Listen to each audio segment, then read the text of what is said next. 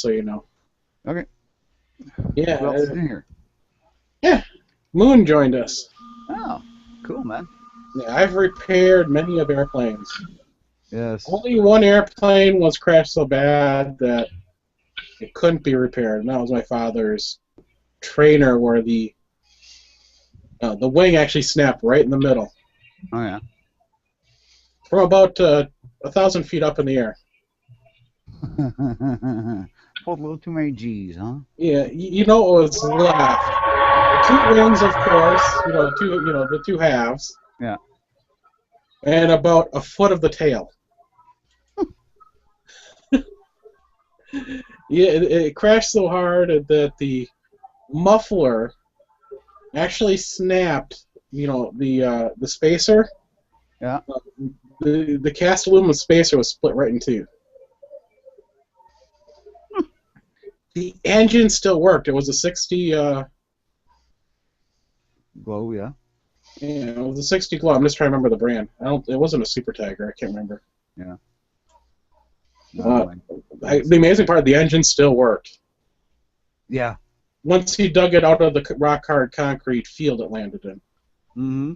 Well, my glider hit. I flew it, and it was way too windy. I shouldn't have done it, but I had it. I was powered, right? I had a what the hell was that? It was a .50 electric. So basically the same kind of motor you'd have in an electric drill, right? Yep. Cordless drill. So a lot of power and battery pack on it. And I launched it, and it took off great, right off the top of this hill and into the wind. And as I climbed, the wind got stronger and stronger. And eventually the wind got so strong that, like, full power, and it was just like, couldn't fly anymore. It couldn't go fast enough against that wind. So it did a wing over and came right back towards me, eh? And I had no control at all, and it was smoking because, it was electric. And the way it was set up was that the electric motor would run until it was out of power, and then you could glide it, right? So it was really cool. Yep. You could send this thing up, and it's got about 12-foot wingspan. So you could send it up, and it would just, get it up to a couple thousand feet, and you could spend hours just cruising around with this thing. And, it took one battery charge to get it up there, and then you had hours of fun flying it. Yeah, my dad actually built a couple of electric gliders that never got flown. Really? Yeah. See, they're a lot of fun because they're easy to fly, because they got a really simple control system, and they're inherently stable. Which Yeah. makes a Rudder big difference. and not aileron, elevator. Right. Yeah. All it is rudder and elevator. Yeah, you don't have aileron. Well, some of them do. Some of them have spoilers. I have a set of wings that have spoilers that I've never bothered to. I mean, I've built them, but they're still inside the wings. I've just never bothered to put a servo on them because, yeah, I don't feel the need for them, No. But yeah, I've been doing my own wing designs for 20 years. So I've pretty much got a really cool glider wing design down that I do out of styrofoam with a hot wire cutter. And it's put a wood dowel for strengthening in it, and I've had that wing bend damn near double, when I'm pulling high G in a dive or something, and the wing will actually go up until the tips are damn near touching. Because I cantilever the tips of the wings too. The middle 8 foot is the same, and then on the tips of the wings I angle them upwards, and it just gives it so much more stability. I mean, the thing is, you can hand it to a 10-year-old and they can fly it. Oh, that engine that broke was a Super Tiger 61. Mm. And I put that in my. I built a Contender, which is a low wing. Kind of resembles, a World War II plane in a way. But it's a low wing, and yeah, it's designed for 40 to 55, and I put a 61 in there. The thing smoked. It was really super fast. Yeah. This is just a 4-foot wingspan. Oh God. Well, I know my. The reason I got into it is my brother's boss was into it, and this is when I was a kid, and he had the line control combat ones that were just like a big freaking wing with a big engine on them. And Mm-hmm. you'd go after, and you'd have two guys back to back, and you'd basically go and chase each other around and try to cut each other's ribbons off their tail. Great fun. Yeah. Yeah. Now they do that with they take an oversized engine and it's basically a flying wing. Mm-hmm. That's what they do. They tie, basically party streamers on the back of the planes, and but they're up in the air. See, radio controls got so cheap. I mean, when I first got into radio control, I spent like $5,000 for a radio controlled trainer and radio and all that shit, because I went with the FM because it was a new thing, and so I spent a huge amount of money, and it was a bitch to fly. It was a trainer, but it was an Airlawn trainer, and that was like my first radio controlled type airplane, and Yeah, they actually connected in these common planes. They actually connect the rudder and the ailerons. Oh yeah. Well, I've actually got a flying wing that's designed like that, and I designed it so it's got a servo that sits on a sliding tray. That because it's only got two control surfaces on the back of the flying wing, so they work for both the ailerons as well as the rudders, right? Because because they're ailerons, but as well as their rudders. So when you turn it, they'll move independently. It's really kind of freaky to watch. Yeah, it's connected though. You basically you're using, throttle, elevator, and then the aileron rudder combination to fly these planes really quickly. Well, yeah, and that's the thing is, I'm way too old to do that shit anymore. It's like video games. Like you're way too old. Really the people that were doing this were in the freaking 60s. Yes, those people who are just flying around, but not the ones doing combat stuff and that are really good at it. No, they were doing the combat stuff. They were in their 60s doing this combat stuff. You know what else would be cool is do like a large size radio controlled airplane and do first person view through a cockpit and World War II fighters. So you could have a Hurricane versus a Messerschmitt and just use like BB cannons or what do you call them? Those they shoot the plastic pellets. Well, check out that link I put in the side. Oh yeah, it's pretty close. Drone racing. Yeah, it's pretty awesome. Oh, I've seen that. Yeah, drone racing. You can't shoot at the other guy. I would rather just shoot at the other guy. I mean, these look cool. they can put like lasers on, which would be like laser tags. So you can, if you can manage to use a laser to hit the other drone and knock its ability to fly out, shut it down. That would be pretty cool. That's what they do. It actually shuts down, and basically they just stop moving and hover. Yeah, but I'd rather have something that actually shot pieces off the other aircraft that I could see them coming off and stuff. That would be cooler. You put a 3D helmet on, or glasses, 3D glasses. You know how much these drones are they're doing this stuff with? Oh, it doesn't matter. You can armor the expensive stuff. You're talking about the body motorcycle bomb. Oh no, this isn't robot wars. Yeah. You could use the kind of planes that they use in for the big Sandy shoots. Like they're just simple Corplast airplanes, right? Yeah. As long as they can carry, even if they can carry one of those what the fuck are they called again? When I was a kid, we had BB cannons, and that was the equivalent airsoft, but they shot brass BBs, which were way better. But I mean, they would cut like a soup can in half. So I mean, they would be great, and you're shooting as long as you put like some Kevlar armor around your electronics and your servos. Well, hell, you're not really gonna. Yeah, it might blow a prop off or something, but big deal. They're like $1.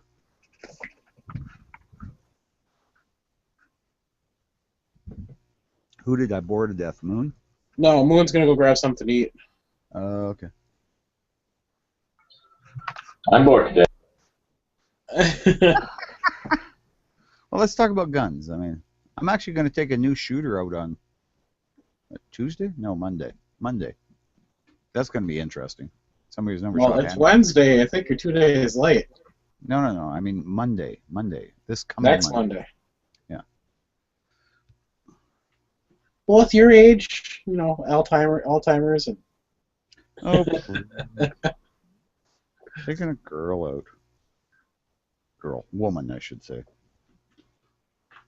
But yeah, she's never shot handguns before, so it should be interesting. Oh God! All you got to offer is that high power and that single six. Yep. No, single six. Blackhawk 357. Yes, I know, but it's a single action revolver. Yeah, well, it's perfect for someone to start on. And I'm just going to load it with a 9mm because there's no recoil then. 9mm? Yeah. Then I'll shoot it with 357s and she can see the big cup. Don't you have some 38s in there? 38s in that full-size revolver would be fun. You know what? 38's expensive, and I don't see the point of them if it shoots 357. I really don't. If it's 9, I'll shoot 9 for cheap shooting, and I'll shoot 357 for when I want to have fun. So 38s are just kind of like, eh. No, I understand that. I still like the 38. I do too. I mean, I would love to have one of those Chief Specials my brother's got. I just love those little guns. They're like little fucking pieces of jewelry, almost. It makes me sound gay.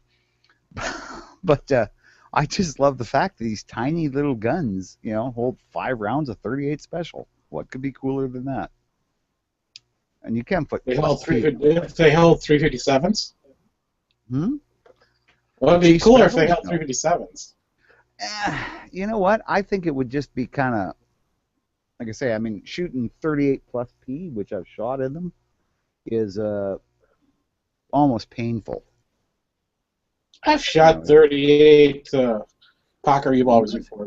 You know, not I see tiny special. Yeah, 38s. They're not bad. 357s hurt a little.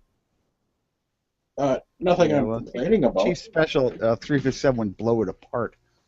But 38 plus Ps are actually not recommended to use in it. But I mean, if you're going to just use it for self-defense, yeah, why not? Yeah, those, you know, shooting those Airlight, you know, Smiths, you know, the Ruger polymer ones. I forget the name of them. You know, in 387. Yeah. Not much there. Yeah. But you're shooting a gun. That's the whole point. We had actually had my gun magazine that came this week. They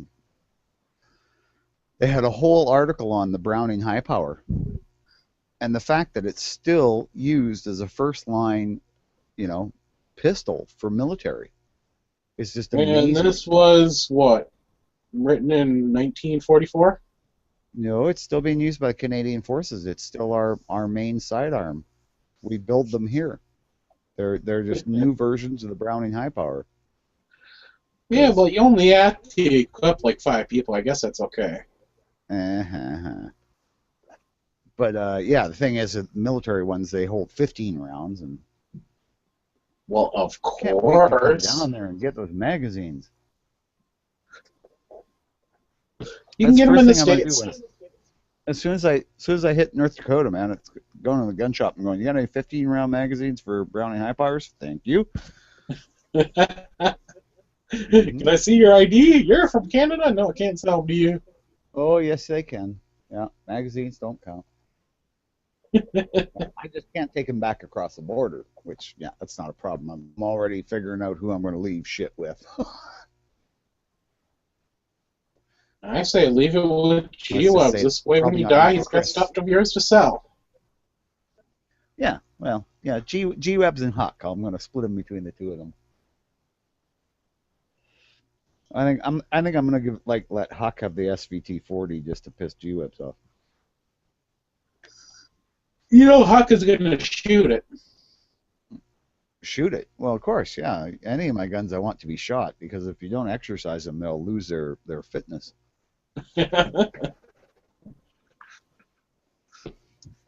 Oh, it's true. You see that thing with Forgotten Weapons where he got a chance to shoot Elmer Keith's Carry 44 Magnum,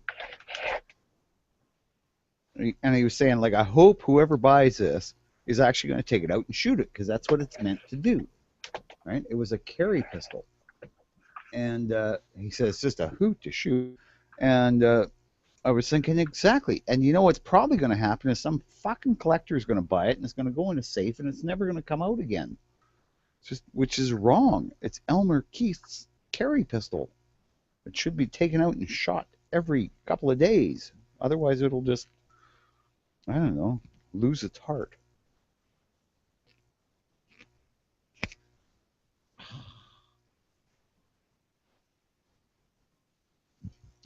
So, Quark, what are you finding like with the new setup for hosting? Does it work okay? Oh, it works super easy. Huh? Love it. I'm going to go through it. Is there a new setup for hosting? I haven't figured out what the old setup was. Oh, you've got to be a...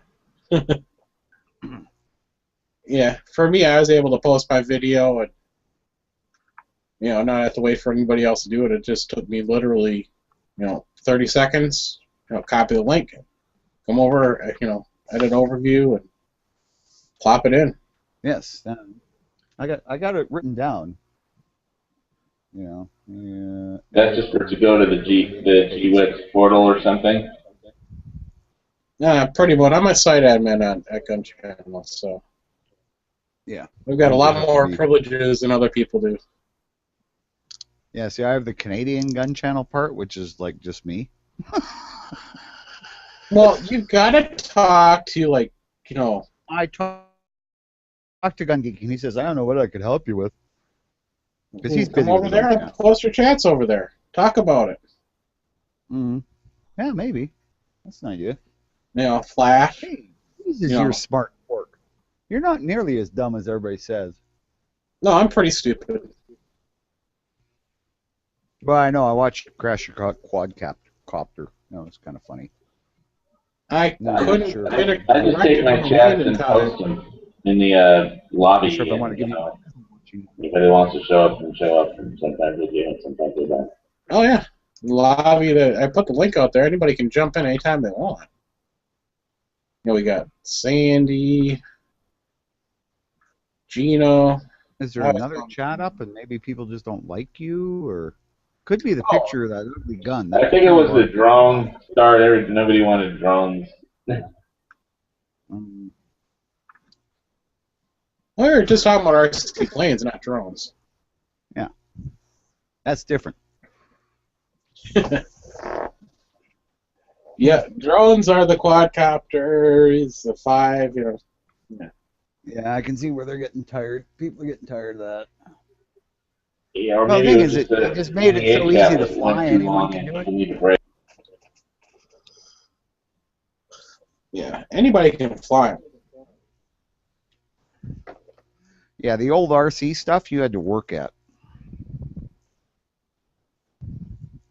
Yeah, if this would have been one of those, without the gyros in there, they made them originally. Yeah, you wouldn't have been able to fly. Yeah, they made helicopters look easy.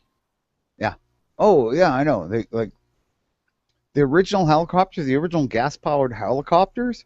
I knew a guy who had one, and he had flown RC airplanes for years, and it took him, I'll bet you, 2 months, and I don't know how many sets of rotor blades.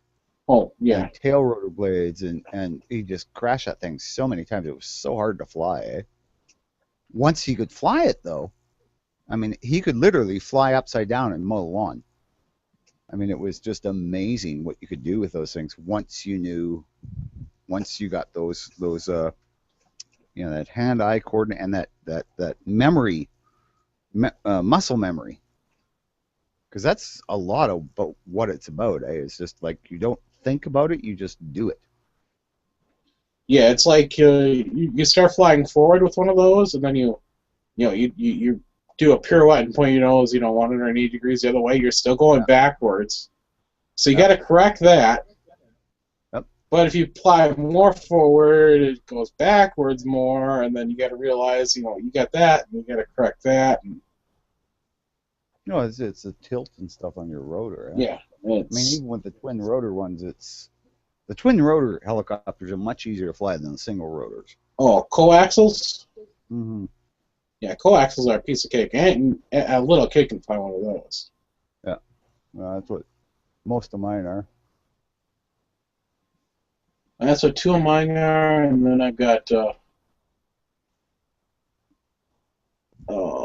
it's one where basically if I point it one way and I do that 180 and then point it the other way, it corrects itself and goes in the way I'm pointing, that the plane's pointing. Or that Oh yeah. Yeah. Well, rotorcraft. It's not a plane. Oh yeah, it's got a rotor too, but I'm just saying that's what it does. Yeah.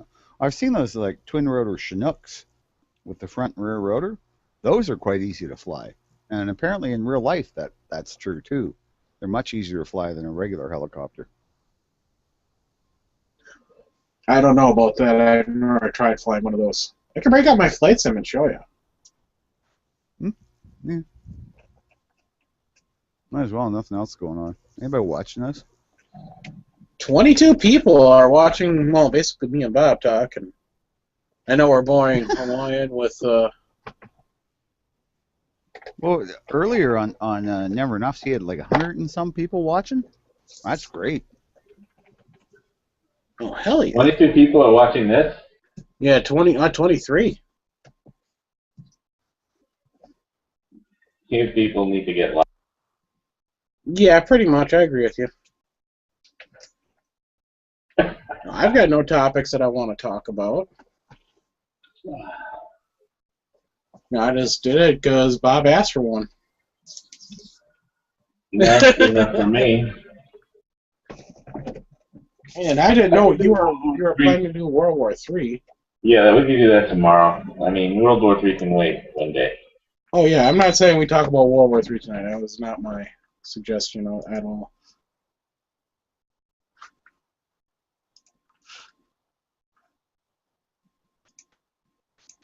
All right. Let's talk about World War II. That was fun. I can tell you all about the airplanes. No, no World War II.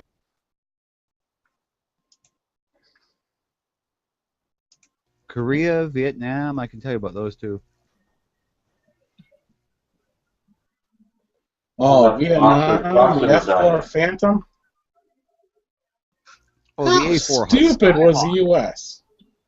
The A4 Skyhawk, that was the fucking hot rod. That's the one I would have wanted to fly, even though they didn't lose a lot of them. But they were just fucking nails, man. It was like strapping yourself into a goddamn sports car. Blue Angels use those.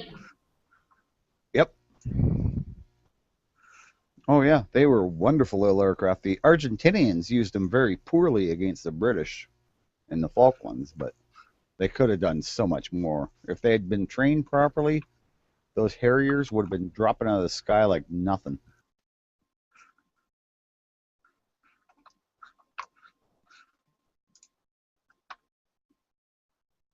All right.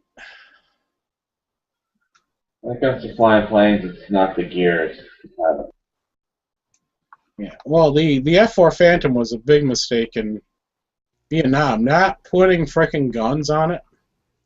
Well, yeah, that was the U.S. military's idea that, didn't need guns. We're going to have missiles. So then they had to put a gun pod on it later, which didn't work that well. It wasn't very accurate. And plus it was draggy. It was just ridiculous. The Navy actually had guns on their F-4s. They insisted on it. Yeah, our solution to that was to put gun pods on them. Yeah, 30 millimeter, or not 30 millimeter, 20 millimeter Gatling cannons in a pod. Mm-hmm. Which, well, of course, when you're fighting a war for something called the domino theory, anyway. I mean, Domino's is what for selling pizza, Yeah. Wars is it just was not good enough. Yeah, it was a stupid. I don't even know how the Americans got sucked into that. I mean, that was one of the first wars that Canada kind of went, no, we're not interested, thanks. But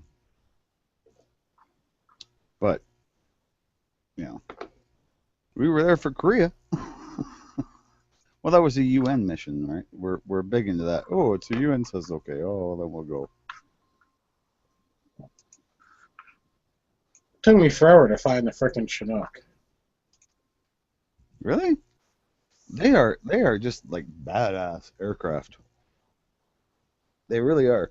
You know, in the Falklands, the Brits only had one of those survived. Their ship sinkings and stuff. And they nicely done, Cork. Yeah, you And said these are easy to fly? oh yeah, they're easy. But quit flying it backwards. I can't help it. I'm trying to correct it. What the fuck, man? Just fly it like straight. It doesn't allow you to do that. I'm outside, so there's a little wind. Oh, so you're not allowed to fly straight? When there's wind involved, it's kind of hard to fly. I mean, it's only minor wind. See, there you're doing fine. See, isn't it easy? I'm trying to get it to come back at me at a level course and not chop my head off. Look at that, man. See? These things are amazing. You know, in Vietnam, they actually tried these out as gunships. No. I haven't tried turning yet. Oh, they're very maneuverable. The twin rotors give them great maneuverability and great power. I mean, they you know, they got twin engines, like twin turbines, and they're fast and they're heavy load carrying. At one point in the Falklands War, they were carrying 87 fully armed SAS troopers to land and take out some Argentinians, right? And they went back and did that trip about 7 times. And at one point, they were so heavily loaded, they came over a hill and they started to go down, and they couldn't stop. But luckily, they hit a creek or a river, so they skidded along the water of the river until they got their speed back up, because they're amphibious too, eh? You can actually land these things in the water, at least some of them. I'm trying to hover. So if you say these are easy to fly, they are not. Yes, they are. I know people who fly them, they say they're way easier to fly than a regular helicopter. Yeah, Well, maybe not for you. You should turn on the gyros. They don't have gyros. Sure. Yeah, the new ones we just bought in Canada here are just amazing. I mean, they have like auto hover where you can, because of all their experiences in Afghanistan and the deserts and that, they can just, you know, they'll go auto hover and then they can dial a gauge that will just bring them down like a foot at a time, eh? So it doesn't matter if you can't see, you can just come down really gently. Plus the gear on them will take something like 37G landing.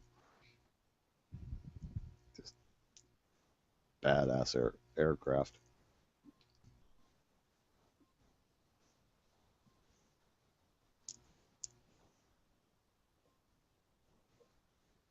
Is there any other chats going on, or is it just, you know, us?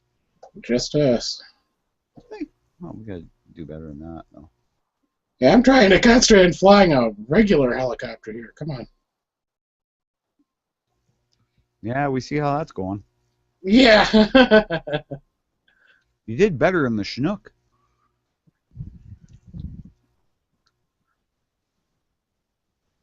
It's actually about not using too much stick here. If you get a little too heavy with the stick, it goes crazy. Well, the thing is, you're flying it without cyclonic and stuff like that. I mean, that makes such a big difference when you can reach down to the side. Well, you know, actually have to have your hand down there all the time, and you've got your throttle on the cyclonic, plus as well as it changes the tilt on the rotor blades when you lift it up and down. It's a very different way to fly than an airplane. But you can't do that with the flight sims, right? That's true. Mm-hmm. There, I broke it. Good. Quit playing with it because it's getting boring.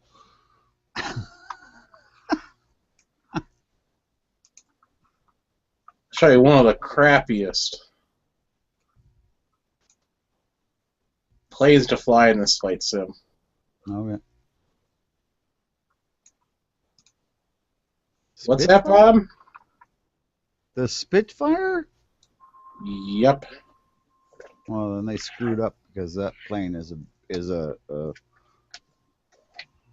well, I've never got to fly it myself, but from everybody I've talked to and stuff, it's just a dream.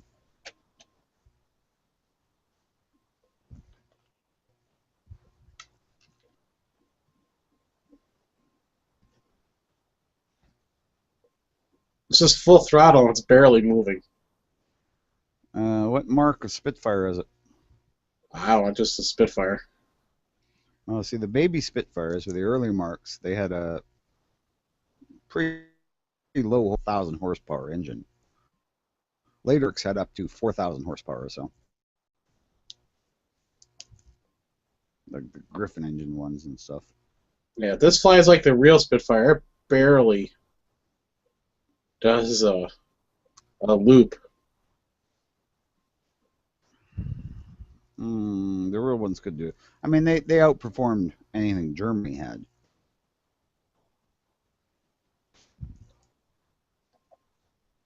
But, you know, what can you expect from the Nazis and their slave labor, you know? You know, since the Germans got defeated and they couldn't enslave their Jews anymore, they just let a bunch of blacks immigrate there, and now they've got all the crappy jobs. And yet they say they've changed. I don't believe it. The Germans are still evil Nazis. Flies better with the landing gear down. Yeah, see, that's just not right. I could maybe see that with a Hurricane because it was actually based off the Hawker Hart, which was a biplane with fixed landing gear.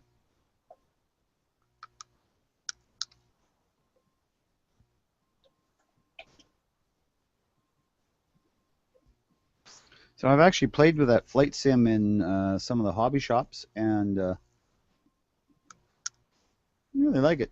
But I can't anymore because our last hobby shop just closed up. Yeah, this is Phoenix RC. Just can't compete with you know, all the box stores that are now selling cheap crap RC that, you know. Toy Hobby. Guys, yeah. And these guys, you know, were just selling high-end RC cars and boats and planes and shit. They had boats that would go like real speed, 60, 70 miles an hour, right? Yeah, and also the internet has destroyed it. Yeah, that hurt a lot, I guess. I much preferred going into it like a little, well, it wasn't little, but you know, like a store, and talking to the people there and say, well, what do you think of this? And they'd go, oh, well, I tried it, and you know. And instead, it's like, you can go on the internet, order it, might work. Not exactly. Give me the Corsair any day of the week. Corsair. And the flight sim. Okay, because I'd much rather have Zero than that if I'm on dogfight. Or a Spit. Well, a Zero before a Spit, actually. I actually prefer the Oscar, which is the Army version of the Zero. Yeah. Didn't have any cannons, only had the machine guns. But it was so freaking maneuverable. I mean, it made Zeros look silly. If you fought against a Zero and you were in an Oscar, you could make the Zero look like dumb because you could just outturn them like nothing.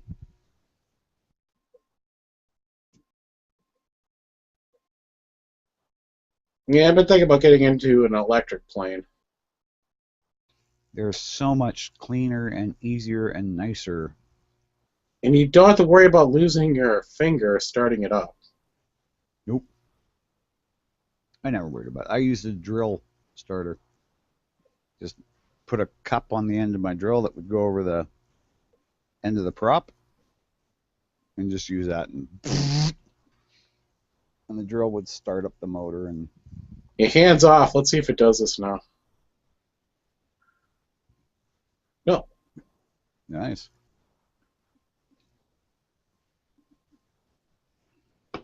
Because in real life, the Corsair was a handful. Oh, hell yeah. The gull wing? Yeah. Well, just power it. 2,000 horsepower, man.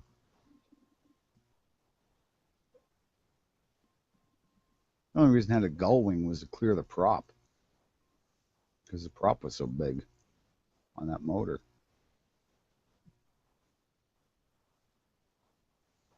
Yeah, there's only 2 of us now. Hawaii left. Well, I'm going to grab some fruit to munch on.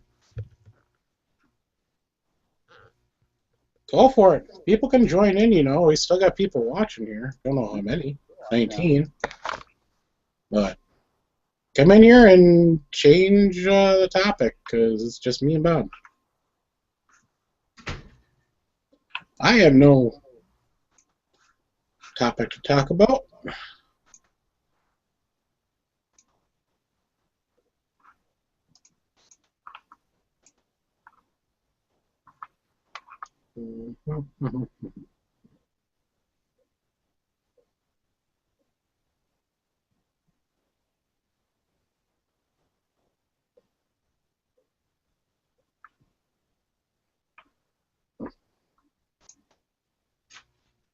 Parks of Corsair sucks.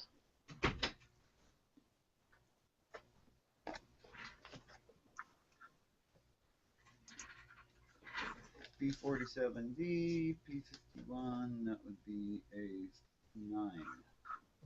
All right, you got the Spitfire MK9 or the MK, I don't know. MK, no, UMNK9. I don't know which one it is. What's the difference? Oh, it's a raspberry fruit dish, yes. Or strawberry, I should say. It's a teeny tiny little thing. That's the difference. Are you Crash. trying to fly? A teeny tiny little park zone. It's one of these little electric flyers. It's too tiny. Well, now you're actually flying radio-controlled airplanes.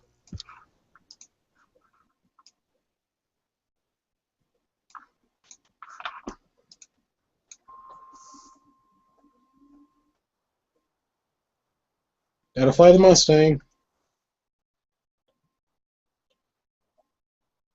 I wish I had the Lightning in here.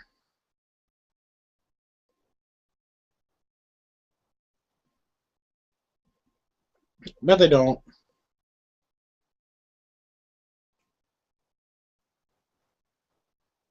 Right now I'm trying to decide if I want to repair my Hubson, which would be like, I don't know, 23, 24 bucks.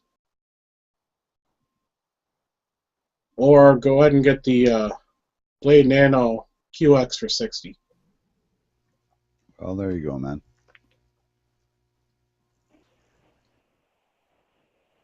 It's that much better of a quad, though. And they have actually they have it on sale for 60. I normally run 70, the bind and fly. I can go buy it locally for 70, but I can order it online for 60 on sale. From the distributor, and I don't know why the shops aren't doing the distributor sale. So if they were offering it the same price locally, and I'd just pay the tax instead of paying $3 shipping. It'll be like $1 more for tax. Yeah, plus you support local business, huh? Yeah. But yeah, if they won't pony up the prices.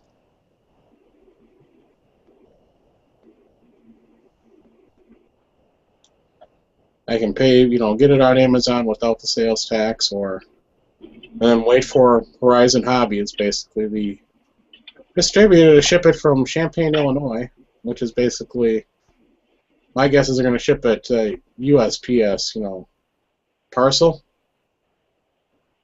which will still only take like 3 or 4 days to get here. I can order it through Amazon themselves with Caleb and Second to Air.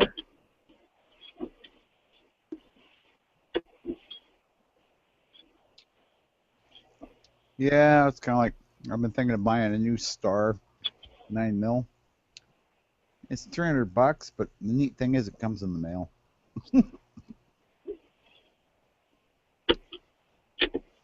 Yeah, lucky you. Ooh.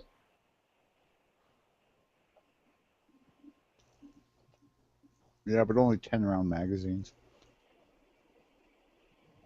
We should be able to just get our stuff in the mail too. Yeah, that'd be nice for once.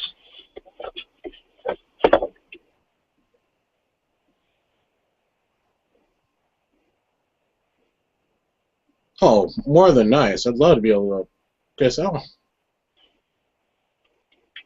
want PPQ. I'll just go ahead and order it. Yeah, I'm out in California, so they take 10 rounds, and you got a day waiting period. They really like their 10s out here.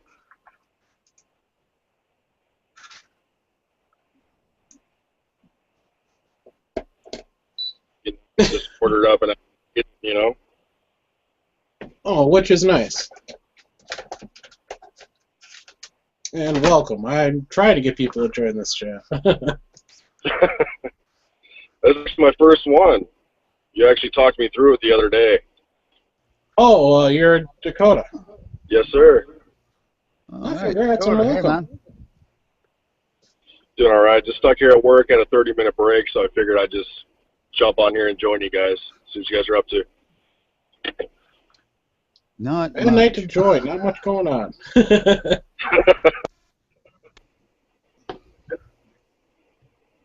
Yeah, I wanted to get in Matt's chat earlier to tell Yankee to shut up 4 or 5 times, but no.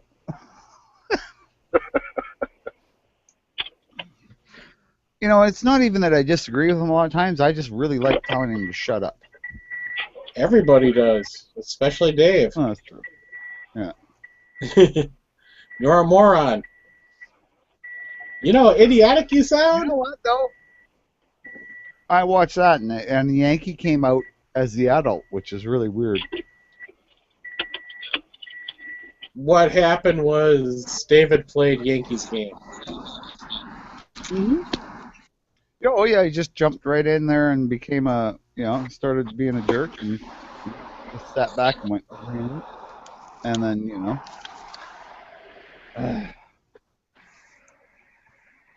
Yeah, I caught the tail end of that one. Oh, it's posted up on Gun Channel somewhere. Oh, there's a couple of people have posted. Tack Daddy's got it up.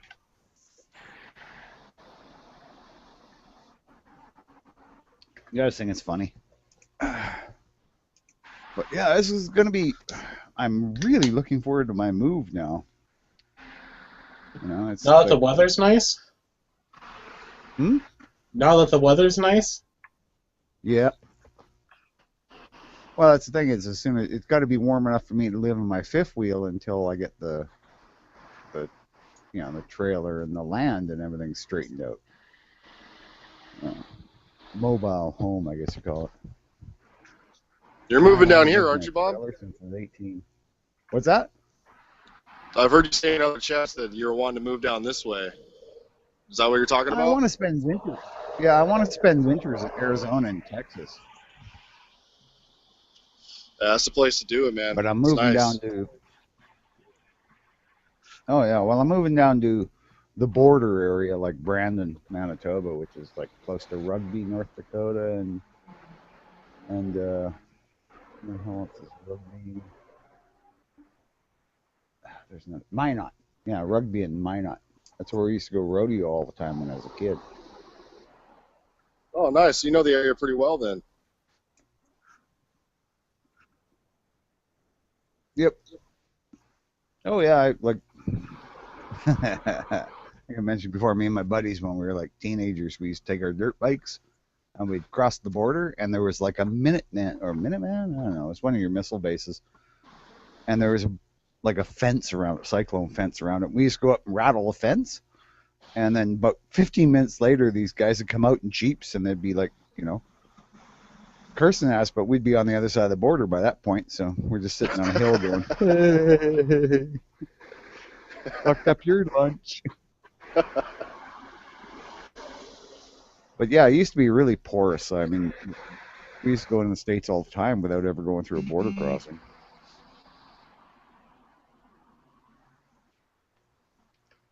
Because, I mean, it's freaking country, man. It's prairie, so there's roads everywhere. I mean, most people wouldn't call them roads, but we did. Dirt trails. Yeah, I'm from Mississippi. That's all the roads were out there, man. Yep. Oh yeah, we have all these trails. Oh, it's nice. I mean, good place to live. And you're saying I'm going to live on a couple of acres, but I have my sister's got a quarter section. Well, her and her husband have a quarter section, and my buddy has a quarter section, and their quarter sections are the back end of a full section. So it's basically a mile by a half a mile of land that my buddy and my sister and brother-in-law say, oh, you do whatever you want to build a gun range, we don't care. So it's like, son of a bitch, it's like paradise.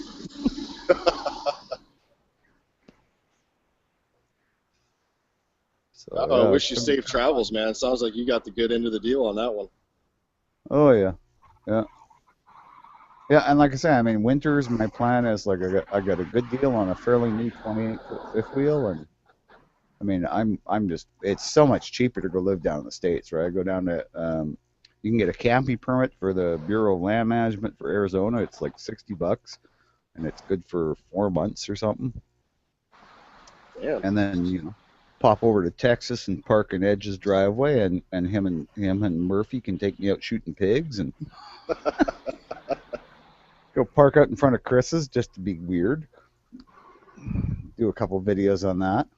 Like peeking out the windows of the camper, just looking at Chris as he gets in his car, thinking, "Who the fuck is that?"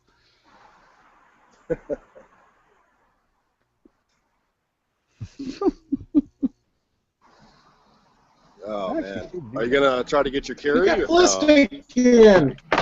Well, actually, yeah. Let us walk in too. Yeah, my brother actually told me there's a, and he wants to go take the course down there too, because he goes down the States all the time. And there's a course you can take that's like a multi-state course, and it allows reciprocal carry in all these other states. So it basically means if I take, and they'll let people from out of the country, well, at least Canadians anyway, take the course, and it's legal and everything. And then once I get that permit, it's reciprocal in all these other places, and so basically I can carry in most states. Damn. I'm thinking that's fucking just cool. Yeah, I got my California one not too long ago, and I mean, you want to talk about a headache?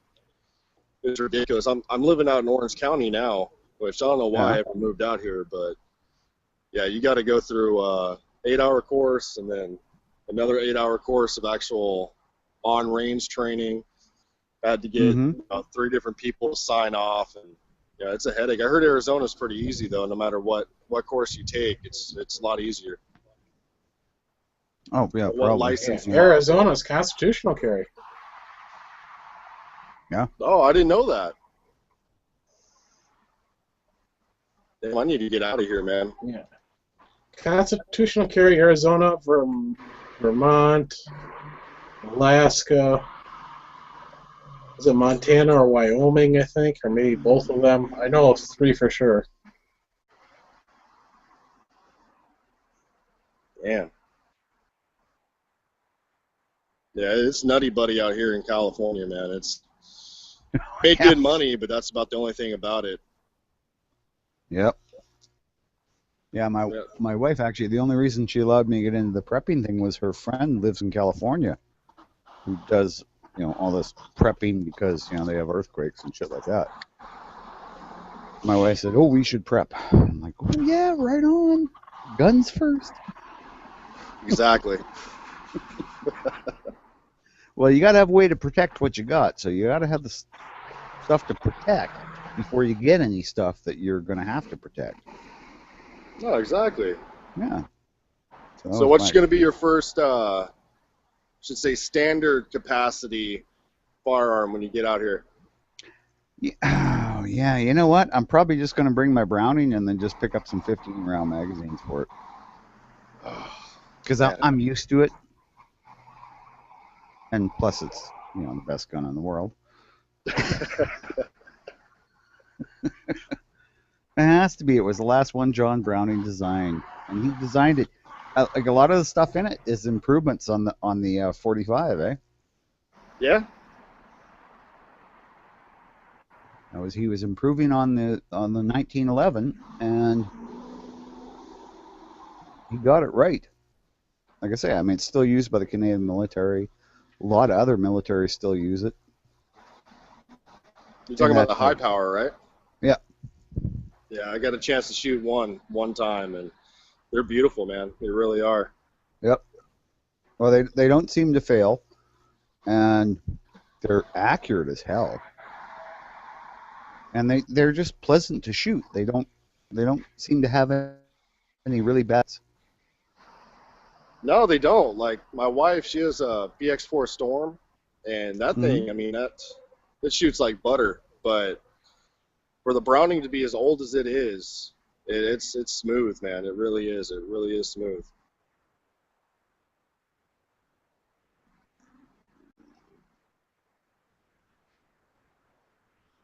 I just wish I could find one that wasn't crazy prices out here.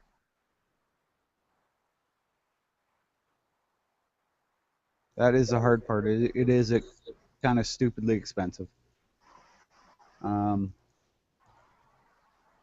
know, like mine was $1,000, brand new, but I mean, for the same price, I probably could have got one that was not new. Yeah. Like I really wanted to get a Canadian built in Inglis, right? That were used in World War II, because that's kind of what my dad carried or had. But yeah, it was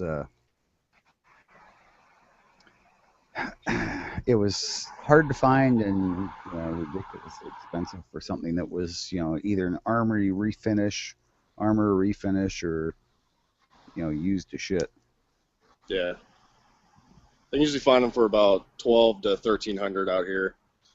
Oh wow. That's new though. Yeah. That's more. Which I mean, if you're gonna get something like that, you might as well save and get the new. Yeah, it's true. Yeah. I mean, like mine's gorgeous. It's the one thing with any of the military issue ones, they had the parkerized finish, so they weren't pretty. Yeah. But they had nicer sights, I think. This one I've got, the sights are, I guess you'd call them combat sights or whatever. But yeah, they're okay. I mean, for out to 50 feet, 100 feet, they're fine. Yeah, anything more than that, anyway. You shouldn't be using a pistol. So. Yeah, exactly, and especially a 9mm. Yeah. Yeah, my Ruger's got way better sights. Like I can keep them all at a decent distance. Like 100 yards, you can keep them all in a nice tight group. But yeah, the Browning, you're hitting the chest. Yeah. But it's a 9mm, so that range, we hope you're not wearing a heavy jacket.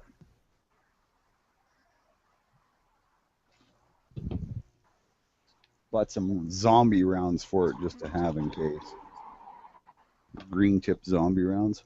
Yeah, those are nice. The Hornady. Yeah. Well, it's funny here. Like they don't like to sell hollow points here unless they're for a hunting caliber. Really? Yeah, oh yeah. It's like got this stupidity thing about, oh, you can't use a gun for self-defense, and if you do, it should be a full metal jacket so it just puts a nice hole through them. Yeah, that's weird. Yeah. And I think about it as like, I want something that's going to stop in the person I'm shooting so it doesn't go through and hit somebody behind them. I think that's just polite. It's the same reason I want silencers. I mean, I don't think we should call them silencers here. They should be called politeners. Yeah, exactly. On the ears. Well, they use them in England. If you can use them in freaking England, then we should bloody well be able to use them here.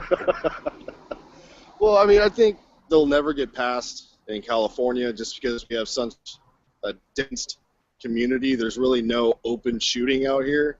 Yeah. And all of our ranges are so far out. Like I said, I live in Orange County, and I got to drive to like Riverside or hem it somewhere, at least an hour out just to get to a rifle range. Yeah. So I doubt that they'll ever, allow any kind of NFA item out here. Yeah, and I have indoor range I can go that we can shoot up to a 223 in. That's like 2 minutes away, and it's in the middle of the city. Yeah, I mean we have one indoor range that you can shoot rifle loads in, and it's I think 75 yards is the furthest you can go, and at that point it's just not any fun to sit there and just punch holes in a target, one right after another at 75 yards. Yeah, you gotta protect the condor. Yeah. Yeah, my outdoor range used to be really close, but now it's because the city grew up around it. And it went out to 200 yards, but the new one, thankfully, because the city grew up around it, my gun range, which had paid almost nothing for their land back when they bought it, because it was like 20 minutes out of the city, and now it's in the middle of the city or on the edge of the city. And there's all these big freaking fancy houses going up around it. They could sell the land for a shit pile, and then they bought more land like a little further out of the city, and now they're talking they're going to put a 1,000-yard range up, so I'm waiting to see if they're actually going to do that. No, that'd be sweet. Oh, yeah. But I'm moving, so it doesn't matter, but I get to make my own range. Thankfully, my brother-in-law, my sister, they have a bobcat, and my buddy, he works for a construction company, so he's got access to like backhoes and dozers and whatever I need. Oh yeah, so you can get a good little berm going. Oh yeah. Well, I'm gonna have to put a big berm up because there are people on the other side of the road. I'm just gonna put a big honking berm up, and then I don't have to worry about it. Anything that goes over the berm is gonna go over their houses. Yeah, that's true. But yeah, it should be pretty good. I'm saying it's just a matter of I just got to fence it off so that the horses don't wander into the shooting range. Yeah, they'll learn.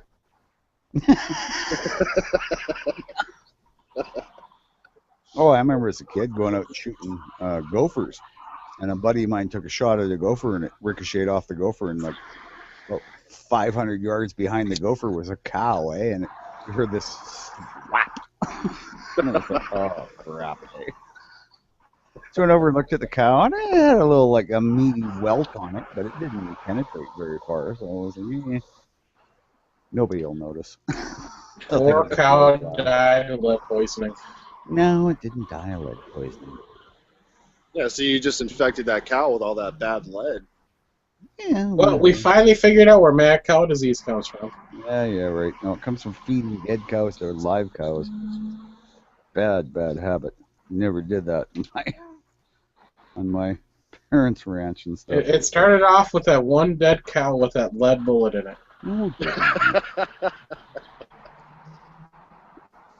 think that cow went in the freezer, actually, and didn't bother anybody. The bullet didn't even penetrate, man. It was a ricochet. It was like, 1,000 yards or 1,000 feet from where it hit the ground, so... Just kind of like I say, it left a welt like a blowfly bite or something. It was fine. Nearly as funny as when he shot the hole through the roof of the porch. Hole through the roof of the porch? Yeah, with a 12 gauge. He went to do the, pump the 12 gauge with one hand, like you see in the movies. Oh. Somehow I think it was a old Winchester, and it went off. Yeah, my buddy did that one time. He was sitting down, and when he went to do it, the rifling or the butt stock freaking slammed against the ground, and it went off. Did the same thing. Yeah, that was pretty much it. Yeah. Whoops. There's him and me before his parents come home. I'm up on the roof trying to replace the shingle, and he's inside trying to mud over the hole with, drywall mud before his parents come home. We're going to be in so much trouble. Well, it would just eventually leak anyway. Yeah. Yeah, probably. Yeah, it blew a pretty big hole. I guess a good, well, I don't know, 3 inches across through the roof. Birdshot? Oh, shit. Yeah, it was birdshot. Yeah. Well, that's what I say. Birdshot inside a house is devastating because the ranges you're going to shoot at it is not birdshot anymore. It's kind of a glazer, still in the plastic cup.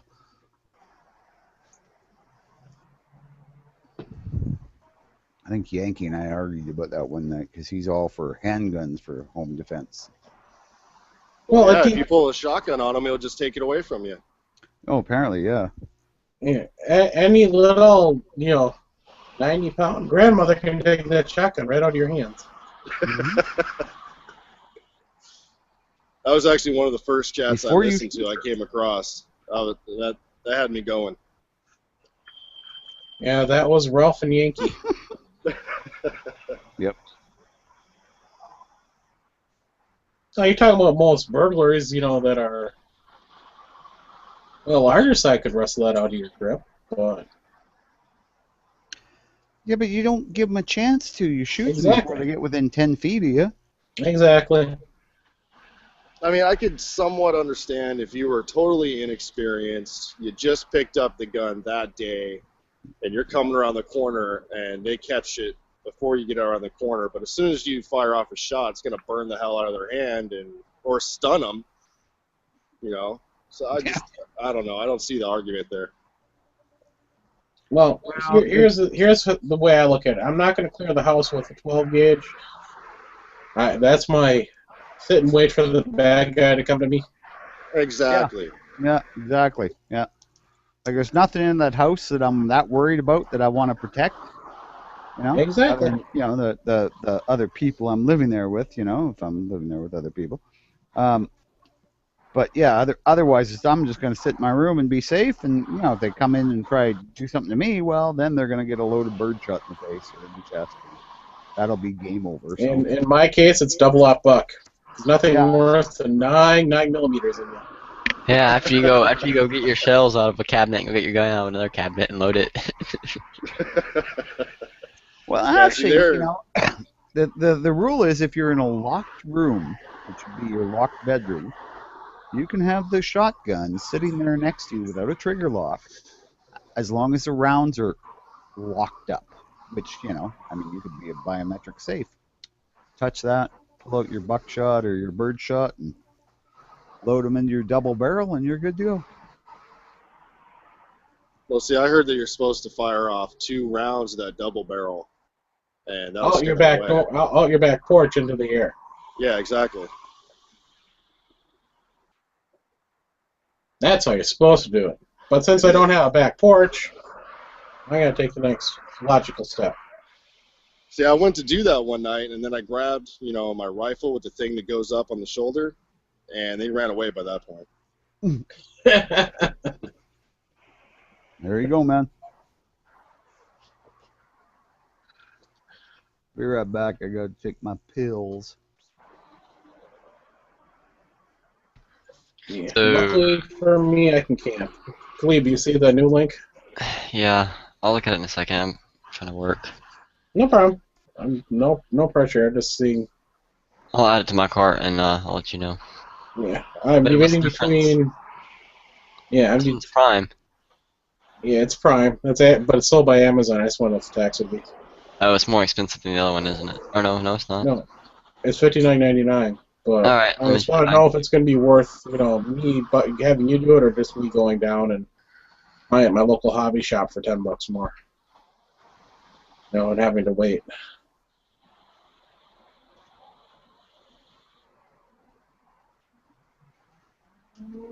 Maybe talk my hobby shop into giving it to me for $59.99 instead of $69.99 since Verizon Hobbies has a sale.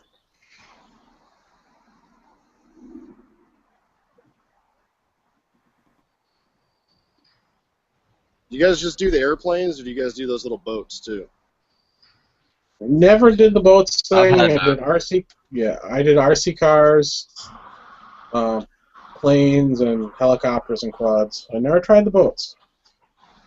Okay, because we're at the park the other day, and my son saw this guy out there with one of those boats, and he just went about ape shit. I was thinking about getting him one.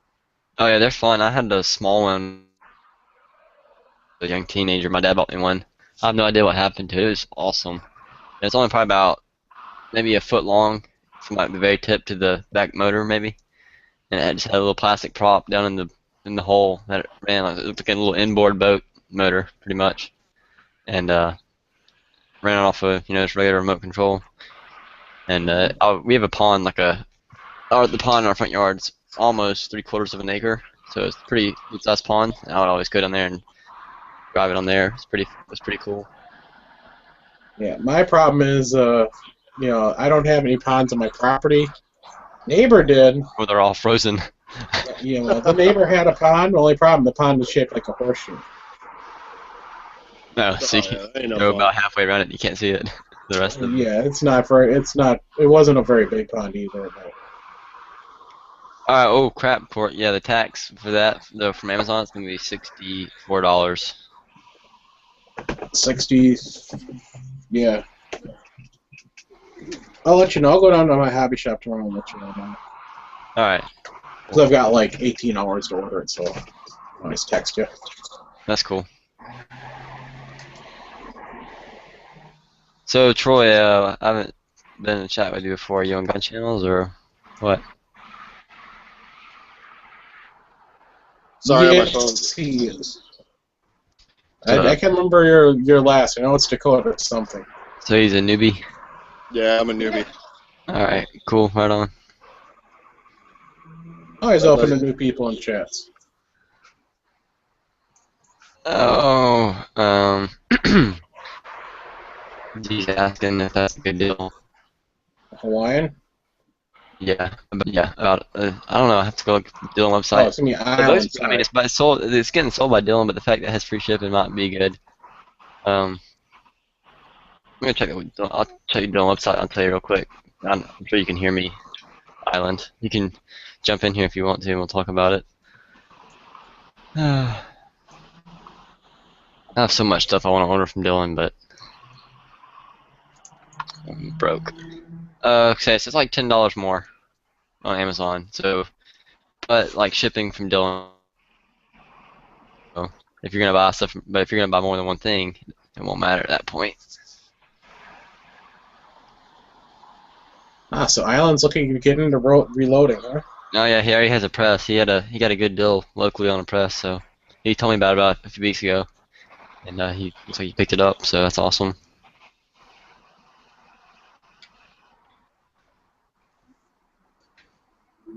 I know it's pretty worth it doing the 45, but is it worth it if you're getting started with the 9mm? For me it is, because I make my own bullets, so. Yeah, if you cast your own bullets, plus I can't buy pistol ammo anyway, so. And I'm a gamer, I shoot competition, so pretty much you have to hand loads of, yeah. Oh, okay. Yeah, see, I shoot about maybe 200 rounds a week, and that's about it. Oh, really? So, that's a good bit. That's about how much, that's more than I shoot. Well, it's about how much I shoot about 150 to 100. Have you saved your brass? Well, I haven't lately because I've been going to the regular range and they save their own, but they say that if you want to, you have that option. So, I mean, heck yeah, pretty cool brass. Dude, that's the most expensive part. The powder and the primer are cheap. The brass and the bullet is what costs so much. Yeah, as long as you get a good I've deal. always heard that. Sorry, go ahead. As long as you get a good deal on the powder and primer, obviously.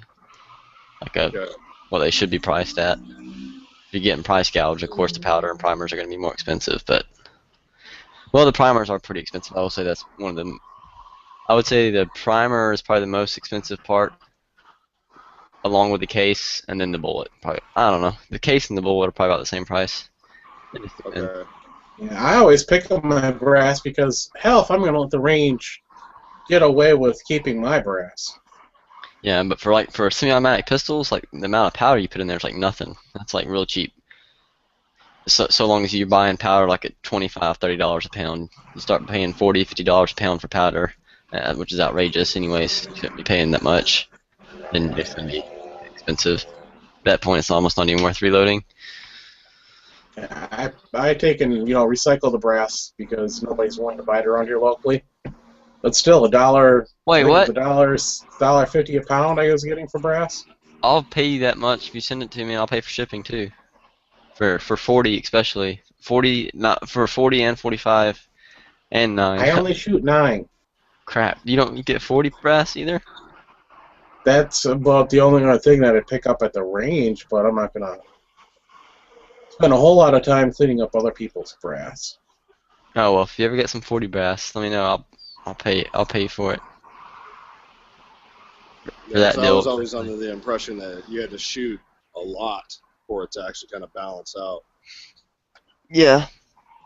Which I mean, that's why I kind of did it too, because what I plan to shoot is going to be a lot. I just don't shoot it all, that much right now because of Well, financial and time issues. yeah. Another thing, especially if you have a stock of powder and primers, is that if there's another scare. You can make ammo and keep shooting. Yes, exactly. Comments it. Hey, Island. Aloha.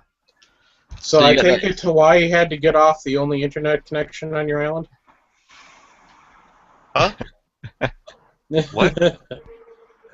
Hawaii Volcano Squad or whatever his name. Both on the same island. No, we're not on the same island, Court. You said you were. No, he's on Big Island. I'm on Maui. Oh, well, the other few said you were on the same island. So Y'all can have a Hawaii gun channel shoot. It'll just be 2 of you, but still. Actually, we could probably get a couple more people to show up, but yeah, I hear you. But our range isn't conducive to that here. Might have to go over to Big Island to do it. which means hopping on a boat or a plane, right? Pretty much. Which you have then all the same issue with ammunition and whatnot. Mm-hmm.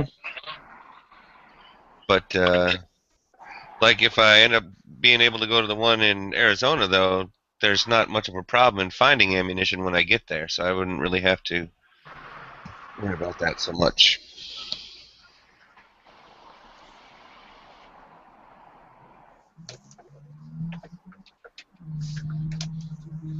Yeah, Melissa, do you got any bells or whistles for that 550?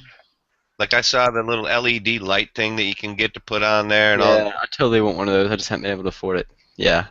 And also, I want to get the stand, the sturdy stand, or whatever the hell it's The called. strong Looks like mount. it's made Yes, out of metal. definitely. Strong mount. Listen, if you don't get the strong, if you get the strong, they always bitch and whine about being like $15, but like it's really worth it because if you get the strong mount, you can mount a bullet tray. You don't have to drill more holes in your bench to mount your finished cartridge bin.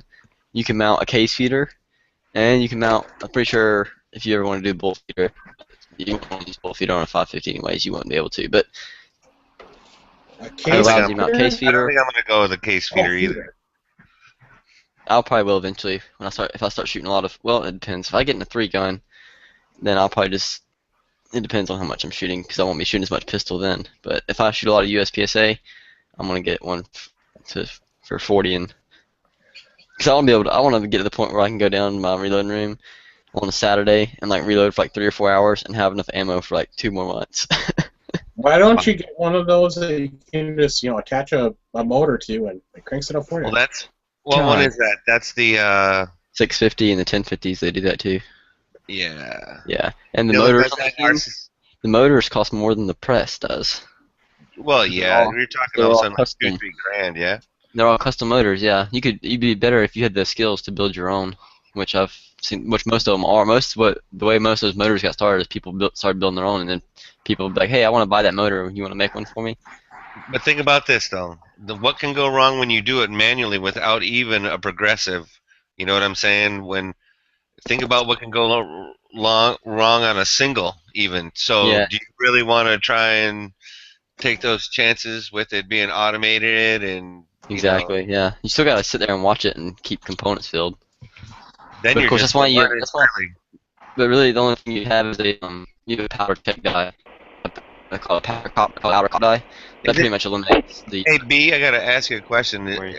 Are you breaking up or is it my internet out here? No, he is breaking up. Okay, just making sure. Can you hear me now?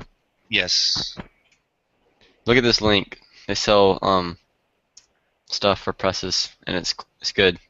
Robbie put me onto that, so you can thank him as well. Robbie, he's a good guy.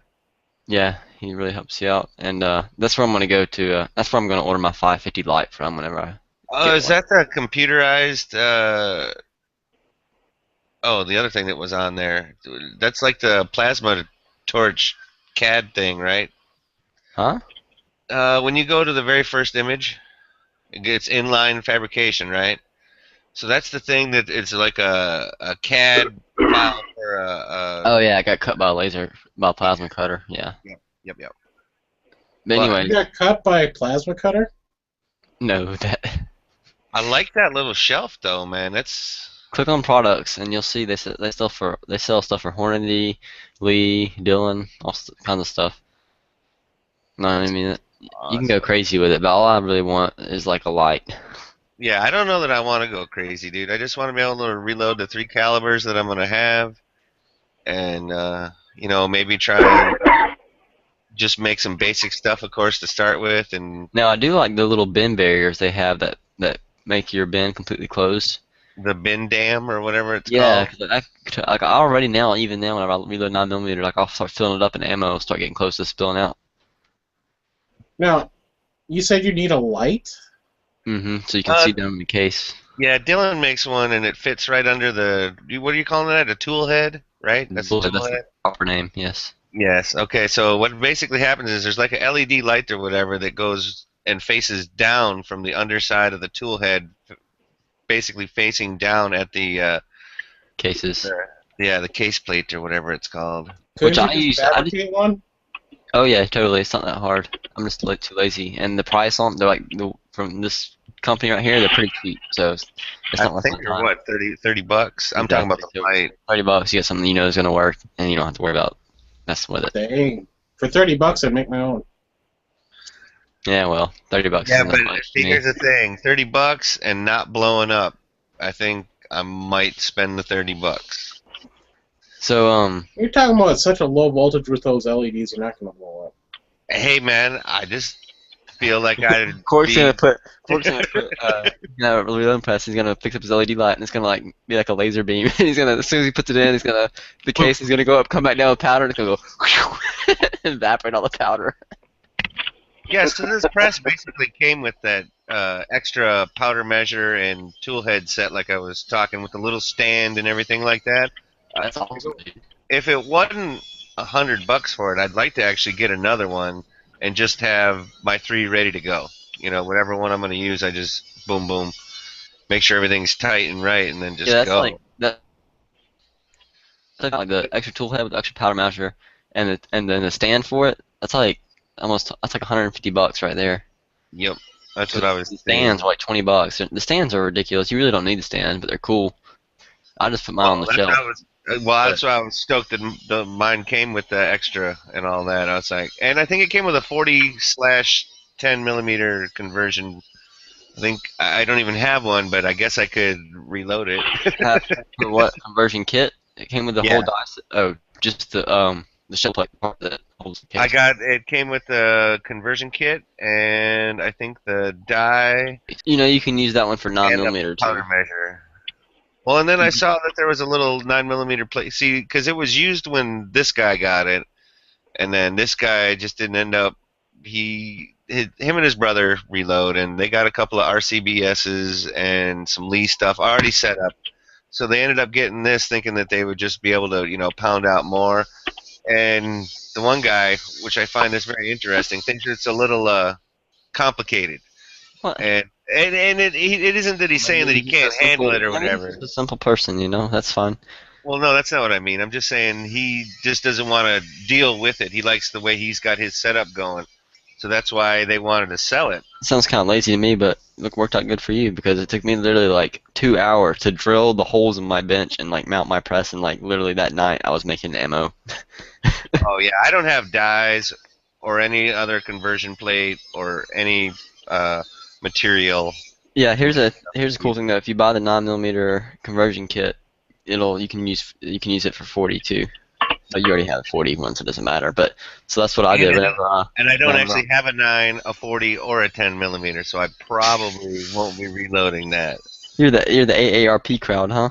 I am 357, 45 ACP, Oh God. and 556 or 223. Yes, I am definitely the AARP crowd. You're almost a FUD if it wasn't for the AR. Oh, I am a FUD. As a matter of fact, the other day I got a what do you call it? An email from the NRA, and it's the NRA Wine Club,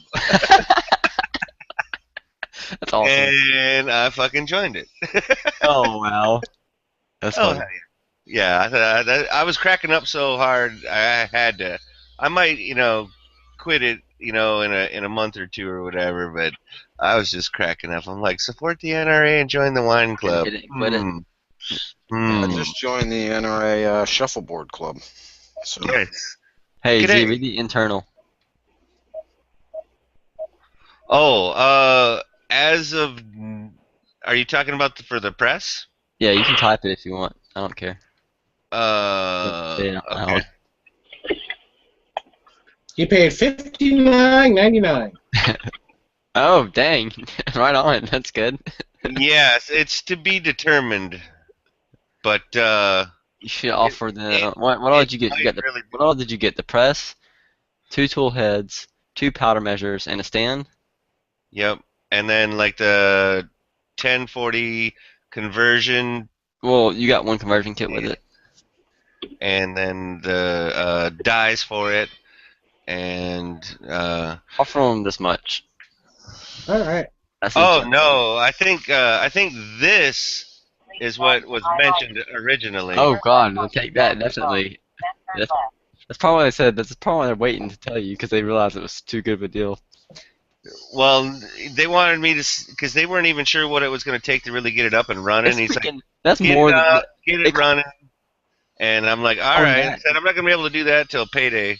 They- But like that day, I ended up giving him one of my tan Every Second Manners patches. I'm like, all right, here's the deal, man. This is what I Sweet. got on me right now. Here So you go. $5 patch got you the down payment on a Dylan 550. It's awesome. Well, and then I started telling him about gun channels and all this, and Every Second Matters. So it got into that for a few minutes, but he sounded like he was going to look it up and stuff. So that's That's good. awesome. And reloading, I guess, is every Friday over there. So What- he what do you invited me pay? also to go over there and watch and learn or what have you. So that's What you pretty pay? What that price you meant? The last price you put that it costs more than that to put a RCBS single stage setup together. Oh, I know, dude. I'm fully aware of this deal that might be happening. Yeah, I don't know where my invoice is. I have my invoice for my 550. I think I put it down there with the press. But I paid I actually bought my press from Graff and Sons because they had like a free shipping deal going on. So I saved like $50 by buying everything from them rather than Dylan, and it got here super fast. But I think I paid like just over 500, and I got the press. I got 9mm dies. No, crap, I don't think I got the die. I can't remember if I bought the dies from them or not. But I know I got the press, the conversion kit, and then I bought some extra lock rings for my dies, and then I bought 4 extra primer pickup tubes. That's one thing you're gonna need. You gotta get extra primer pickup tubes. Oh, it came with the set of 3 or whatever it is. Yeah, that's not. There's only 2. There's only 1 there. What it is there's two tube systems for each size primer. So you've obviously looked at the press, right? Have you opened it or whatever? Oh, it wasn't in a box or anything like that. Okay, so you see with the big. I guess the way to say it is the big giant steel tube. It's black. That sticks up above the tool head. Yeah, What are you talking about, man? Is this a porn all of a sudden? What the fuck are we talking about, dude? Non-Inuit. Let me pull up a picture of a press and I'll explain it like that. No, I gotta hide you from broadcast. Just link it Really? on the side, Caleb, and I'll just put it up on my screen. You talking about big black things? I gotta hide you. Oh, yeah. No. Yeah. Come on now. Come on. Come on. Alright, so check this out, Z. You see this? Yeah. That right there? I don't think mine has that. Yes, it does. It's not that tall because this is an extended one. Okay, look. It looked like this.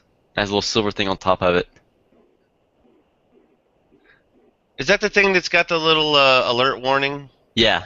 Yeah. Yeah. Okay. Yeah. That's Yeah. where okay, so a tube has to go inside of there for the right size primers to hold them in place. That tube Right. isn't it's just I mean, the diameter is larger than the pickup tube. So you have to put that in there, and that's what feeds the little assembly at the bottom that picks them up. And that stays in there. You get one large one and one for small primers, and it does everything. But then after that, you're gonna need tubes so you gotta preload your pickup tubes, and they hold 100 primers each. Oh no, dude, that's what I'm telling you. I got those. They came with it. They came with the silver tubes with the different color end pieces. Because they're like, Like yeah, this many? Hang on. yeah, I think so. Because this is like this is what my setup looks like. I have exactly like that's what they look like. I have 4 of them. Does it come with 4? I'm No, gonna go. no, the It press comes with itself. like. The press comes with one small and one large. I still only have one large pickup tube. The large ones are green. They look like this. All right, stand by. Stand by. Yeah, you better not close the tab, otherwise you're going to be showing all your porn. Oh my God, Quark. I'm doing schoolwork. See? You want to do the homework for me? I got all these questions to finish. True or false? True, true, false, false. Yeah, look how true. long they are, like a paragraph. And like some of the stuff in quotes, I know is true. He won't try to trick us, but he'll put stuff that there's like 1 or 2 sentences in there that won't be in quotes, and they'll be like, the author's opinion on this is this, and it's like, crap. Y'all gotta read like 2 pages of the book to figure out what the author was thinking when he wrote this book. Stupid. Yeah, it's true and false. I mean, the worst you could do is 50%. I haven't failed any of them yet. I've done pretty good actually. Well, he does allow us to argue them in class. If we're in class and we go over them in class, and if he answered true for one of them, but I thought it was false, I can argue why I thought it was false, and if he thinks my argument's good, he'll be like, okay, I'll give you the points for it. So, as long as you have a good argument. It's all up to interpretation, isn't it, when it comes to writing? Exactly. Well, it's history, so, but. Oh, okay. So there's a little bit of interpretation. That's why he kind of he's usually pretty. He'll get if your argument's good. If he understands where you're coming from, he'll give it to you. All right. Is he back yet? Yeah, I got 2 short ones and 1 long one. Okay. So, what do you mean? They're all the same length. They should. Oh, maybe. No, they're not. No, they're not. Okay, how many? Go by color. What color are they? I have 1 green, One yellow. 1 yellow, and 1 blue. And the blue is the long one. That's the one that goes inside the press, probably. No, hang on a second. I don't know about that. You're going to have to look at your manual. Yeah, and as a matter of fact, I just went and grabbed it. For the Dylan RL550B. Yeah, the manual is your friend. Dylan's manual is actually really good. It's laid out really nice. Oh, it's not Chinese English? No, it's understandable. No, and everything has a part number, and the parts list is right at the beginning, dude. It's freaking awesome. And they have pictures, lots of pictures. Well, you have to have the. Oh, okay. So check it out. Yeah, the one that I was talking about, the tall one is the 13673, the primer magazine. That's what it's called. Yeah, that's what it goes inside the press. Yeah. So there should be another one. iPhone's Happy Fun Time? Maybe there isn't. Maybe there isn't another one. Maybe it only uses 1. I may be wrong. It may be the same for both sizes. You may only have 1 primer magazine, and then you just have pickup tubes. I don't remember because I haven't loaded any large primer cartridges yet on my press. Wait. So how are you getting all those small pocket 45s? I don't load 45 on my Dylan right now. I haven't loaded 45 in like half a year because I don't shoot it anymore. Oh, well, see, that's going to be one of the reasons that I kind of. Yeah, so that means you're going to have to switch your primer. Well, no, it comes with the large primer, I think, installed, doesn't it? Well, they may have switched to the people you bought from, but you have to check and see what's on there because you have to. That's what's the pain in the butt about it is you have to change. You see that little slider down? Okay, you see where the primer magazine goes, like I was explaining to you. Down at the bottom of that, you see the little slider bar that catches the primer, and then brings it back up underneath the shell plate. You have to change that dependent. You get 2 of them, one small and large. You know, one of them's already installed, obviously. Yeah, and That's I what have a that's what's a backup pain in the or butt. Like whatever. it's not hard to switch. It's not hard to switch from like 9 to 40 caliber, but if you want to switch like from 9 to 45, it's gonna take like 30 minutes probably overall. That's why I'm not even gonna bother with that 9mm. No, Well, but now you get a reason to get your Glock 21. Well, you know what a lot of people do is actually they'll have two 550s and they'll have one set up for all small pistol, or Oh, I can all, see that. one Oh, I set can up see for all that. small primer and one set up for all large primer. So they'll do all their small pistol and small rifle on one press and all their large pistol and large rifle on another press. But I don't shoot nearly enough to ever justify that. Probably it'd be a long time before I ever needed that. Excuse me, Yeah. Glock 20, you want the 10mm. Get the No. Glock 40, man. Get that Glock 40. That's a You want possibility. But That's gonna confuse so many like wannabes. They're gonna be like, yeah, man, I got me a Glock 40. Oh, you got a 10mm, huh? right? What you talk about? No, man, it's a Glock 40. What you know about that? Glock should just skip that patent number. They should be like, guys, we're just gonna skip this one. You got a Glock 9. I've had a guy like that at work. 'Cause a lot of people, I work at a customer service job. I see a lot of people carrying, and I was like, oh, what Glock do you have? What model? He's like, it's Glock 40. I'm like, Glock. I'm like, what? I'm like, oh, it's 40 caliber. He's like, yeah. I'm like, well, what model is it? He's like, oh, I don't know. I just know it's a Glock 40. He's like, I got these hollow points in it. He's like, I shot someone in the chest one time. He's like, they're dead. He said something like that. I was like, I don't know about that now. I was like, you might want to follow up with some more shots. You tell him. You tell him you happen to know a person that got shot in the shoulder, and he just stood right back up. Exactly. You know a guy. You know a guy. I know a guy who knows a guy who knows a guy. Well, he definitely knows a few people, but wasn't that anyway? Yeah. So yeah, check I know out that what little you're spare talking parts. about. Check out that little spare parts kit. What do you think? That's worth getting, yeah? Yes. Oh, that is another thing I ordered with my press. Yes, I forgot to mention that. That's what I ordered. I ordered spare parts kit, the press, the 9mm conversion kit, and then the extra pickup tubes and the extra lock rings. That's what it was. And then I ordered my dies and something else from Dylan direct later on, like a week later. I got a question for you. Have you used any of the spare parts yet? Not yet, but you will. Yeah, it's a machine, dude. I've already have noticed some of the parts that are starting to get on the pickup tubes that need to be replaced. Or not. Yeah, I said yeah. You've been And a couple of waiting things for that I want to get is like, let's see, 13,650. Trust me, it's gonna suck if you're sitting there and with some small, tiny, like $2 part breaks, and you can't reload and shoot a match or whatever because your freaking press just broke down. Because you didn't buy $10. I want to get the spent primer cup or bucket, whatever it's called. I want it also get. Yeah. Where? Put a link in. I don't know. What are you talking about? Are you talking about By the way, what metal are primers made out of? Brass and what? Aluminum? It's the spent primer cup. Cheap metal. I don't know what they're making out of.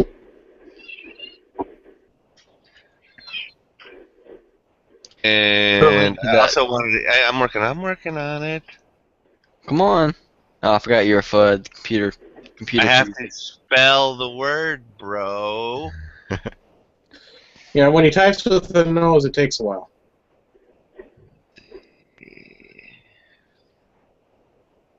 No. That, and I just had a cat jump on my face. Oh, that makes it even more difficult to type with your nose. Yes. I've had a freaking cat on my lap this whole chat. What time? Holy crap, it's 1 o'clock. It is late, isn't it? Damn cat, knock it off. Alright. It's not on there. Let me put in the part number, that'll work. Oh, is it from Dylan? Really? Yeah. I gotta see this. Yeah, by the way, this reloading chat has taken my viewers from like 20-something to 15. You're welcome. Nice. It's okay, we're just getting rid of the people who are just, not true gun people. You're making me awfully sleepy. Oh, yeah, dude, it's like $10 is what it's saying. And, I'll link you. What are you even talking about? I've never even heard of this. It should come with it. Yes. Are you talking about the factory one? Yeah, okay, yeah, but this is a little metal. Mine didn't, is what I'm getting. Okay, you That's definitely. why I want to get that. It's plastic. And yes, you need one. And don't ever reload barefooted, because those little fucking things hurt when you stand on them. Reload barefooted. I've never done that. Oh, I That would have. be bad. Yeah, because there's primers and crap all over the floor where I reload. Yeah, it fucking hurts. Yeah, I have to sweep every few months or weeks. Primers, whatever the metal they're made out of, you might as well recycle. It's harder metal than brass. I don't know if it's nickel or whatever. I only shoot tungsten primers. No. I got a 15-pound firing pin spring. Well, they're non-corrosive. That's all I know. The corrosives I and mean, the the metal doesn't corrode. well, it's just could be nickel coating. Yeah. Charging handles. What's the hell's the difference between a mod 3, a mod 4, a mod 5? From BCM. Yeah. DV Is it should know. I think he's the width of the spade on it? You know what I'm saying? Oh, the latch. Or the actual latch itself. Gotcha. Oh crap! They sell everything on that press, don't they? You can buy every individual part if you Yeah, want you to. can buy, and that's why it's so great to have the owner's manual, because you just go, you look up the part number, you can type it in, and they'll freaking send it to you. You know, there are two things I had to do to my 550 to modify it to work when I got it. Yours are probably already running since they've already used it. But I had to cut down two things for the Dremel. I don't like the sound of that already. Yeah, but it wasn't anything. It wasn't anything to do with the actual. It was the little tray that lets the. Okay, so when the cartridge leaves the shell plate, it goes down a little metal tray, whatever. That was the chute. It was like bumping into my shell plate, like and my shell plate was pushing it over. Yeah, so I had to. I just like sanded it down. Thing. I don't What have. was hitting your shell plate? The little chute that the finished rounds go down. And it was mounted the right way. It was only one way to mount it because I mounted it to a strong mount. So it has to go in the 3 holes or whatever it is that are on the strong mount. Okay, did you tighten all the bolts before you put that on, or did? Yeah, I tightened them all You gotta down. leave them all a little bit loose. That way you can wiggle it a little bit. You know what I mean? You always want to have that wiggle room, eh? Well, I don't know if you've ever twisted wrenches on a car. When you put something in, you put all the bolts in and then you tighten them. Yep. Yes. Yeah, I did. I took it off and put it back on like 2 or 3 times. I can't remember exactly what I did. It's been months now, and it was still like I tried like pulling out on it, and then while tightening it down, it still was like still touching it, and it still will catch my locator pin on my last locator pin. It just kind of picks it up a little bit and sets it right back down. It doesn't hurt anything. But yeah, so I had to sand that down. On then, that break, guys, I'm gonna say take her all easy. I got a split. See you, Bob. Bye and bye. Take care, Bob. Bye, Bob. Oh, so now I figured out how to get rid of Bob. Just start talking about reloading. I'm just stoked because this ended up falling in my lap. My 2-week wait is over in a couple of days, and Nice. today my state return came in. So Right on. other than it was a shitty rainy day, and it's kind of hard to do what I do in the rain because it's kind of hard to convince people to spend money when it's raining on them. Yeah. So and then the other thing I had to do to my press was the actual handle. It screws into it threads into the bottom of the press, and the washer that they put on there, the washer they sent with it, the washer didn't have enough clearance. The washer was too wide to go down with the bolt and the handle because of the way the press sticks out where there's a big bolt in there, a big bearing or whatever, not a bearing, but I forget what the technical term is, but it was part number. I can't even see it. I gotta click on the picture to make it. 13409 or 13704. 13704, yeah. That one. And because you see the nut below it, 13841 or whatever. Yes. Like it wouldn't attach with it all in there. Like I had to file that washer down, which was a big deal. Yeah, that's not cool though either. I know, what the heck? Like, they send I guess it was an out of spec washer they probably bought from some no name company, Who knows? But I was like, no big deal. Well, maybe that's also because I don't even know if the guys that I'm buying it from or getting it from, however I want to look at it, I don't even know that they ever really set it up to reload. You know what I'm saying? I think they just They might have just got it. As long as you got the manual, you're good. Oh yeah. Yeah, like I Yep. said, the manual's awesome on those things. So It's. I mean, literally, you gotta be a little slow to fuck that up. Good. Good. I like that. I like them odds. You might have to read. I recommend reading the entire instructions first, and then go through step by step. I'm down with that. that's what I did. Like I even That way you got an idea where they're going with it instead of, you know what I'm trying to say. the only thing I didn't use manual for was putting my strong mount in the press on the bench. After that, I picked the manual up because like I just took the strong mount, figured out kind of where I wanted it, measured the overhang, all that, and I took a Sharpie, put the strong mount on the table, marked the marks, drilled it, mounted the strong mount, mounted the press, and then I like read the manual for like 15 minutes. Yeah, it's got a lot of pictures. It reads pretty quick. Yeah, it took me like an hour and a half, 2 hours to get it set up. Well, and that's the other thing. I also want to get one of the ones that was suggested was the ABCs of reloading, and I wanted to pick up another one as well. And seriously, do some reading, not just the manual, but get a Oh yeah, because there's all kinds of understanding of how it tricks and works. stuff and And pick then up. also the guy that I'm getting it from, he said he invited me over on Fridays or whatever when he reloads to watch him work his machines and stuff like that, so I can get it down, Huh. which is cool. Oh dang, they did. No, what did they take out? Now, Khalib, I got a question. Was your mom pissed when she found out you drilled holes in her dining room table? Was he European? It's Caleb. He might or might not be a sleeper cell. We're not quite sure. He's a resident terrorist. We always Oh, no, no. Domestic Yeah, terrorist.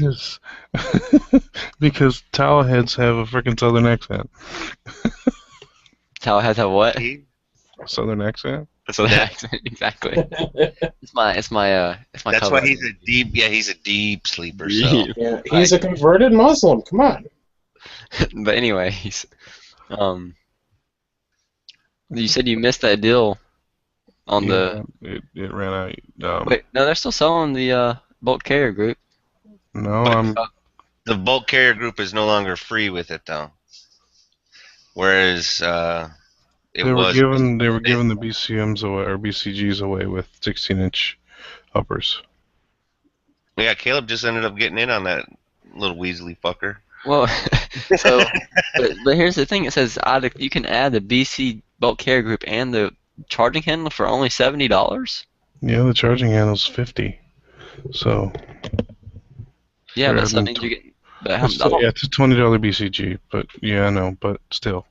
It doesn't say free, right? It doesn't say free, and that's the problem. So it's not a really expensive one that they send with it.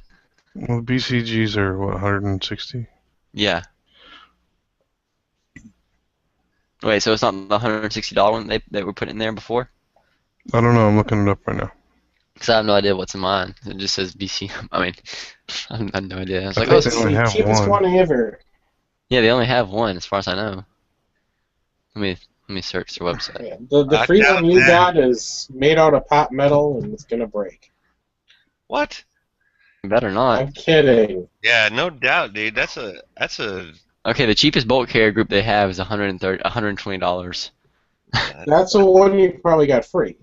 No, that's fine with me. $120. That's a no, good bulk carrier. no, because mine's marked BCM. Let me see. No, I think I got the $160 one. Let me check it out real quick. Let me get my upper out. Uh-oh. Don't make sure it's unloaded. Excuse me while I whip this out. Excuse me, gentlemen. Even the cheapest one is pretty good. Well, we I was had talking heard about it. large black New things voice. earlier What's that? too. Come on. That is Mr. Troy. Hello, Troy. Where are you from? Golly. You guys hear the bubble wrap? I'm sorry. Yeah, I know. Me too. We were talking about that earlier. Where are you from? How far south? California? Oh, How far Yeah. south? I feel sorry for you from California, Illinois, and New York. and better New than Jersey. Canada. Hey, yo. Better than Then you'd Canada. be Bob's neighbor. All right, let's see here. Great. Then I had to move out here for work, and Now I'm trying to find a way to move back out. Well, Well, that better be a really well-paying job. Okay, the carrier I have looks exactly like their full auto one, which is $170. But I could be wrong. But it's the only one that shows their marking on it. well then. Here, I'll show it on my camera. Hang on. Uh-oh. There it is, BCM. Put your That's- pants on. That's what it looks Right. like right there. Got all the little fancy cuts in it. I have no idea what those do. But Bam. never been fired. It's got the factory oil on it. Are you jealous, Mark? No. I like that. Sure. Nah, not really. No. Yeah. You want to see? Let me I'll show you guys the complete upper. Well, I got a charging handle on the way, thanks to Stone Guy. Appreciate it, Stone Guy. But when I get that here, the upper will You be. ain't gonna listen to this. Well, Still putting it out there. There's a thought. Yeah. I went to bed 4 hours ago. What are you talking about? and I'd like to thank Jacob, who also joins us on the Young Guns podcast for the Magpul handguard. He had an extra one. He sent it to me, so that was awesome. Oh, Weddle? Is that No, not mid-length? Weddle. The other Jacob, Jacob K. Oh, Yeah. okay. Mid-length gas system. Nice. Very nice. Oh, let's look at the receiver side. All right, think- now I we've think got you're somebody gonna that like might know the answer to the different charging handles. Look at the dust cover. It hinges. Fancy. And then I just put like a basic like stock rear side on here. So I'm gonna But get no a front sight, correct? That's an A2. Yeah. Oh, You no. get that rear side off your 22? shut up. Yeah. Maybe No, he did. It's the one. Gross. It's probably the same one they put on the M&P 15, so it doesn't matter. No. They Okay, throw, so another dumb question. Is a cold hammer forged barrel worth the extra Yes. $80? Yes. I'm buying 2, so that's $160.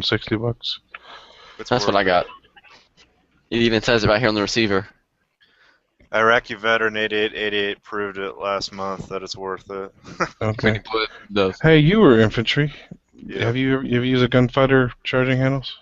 No, I just used the GI. I'll tell you this much though. Well, I I don't have a have gunfighter. I had an oversized one, and I actually swapped it out for a normal, not the non-oversized.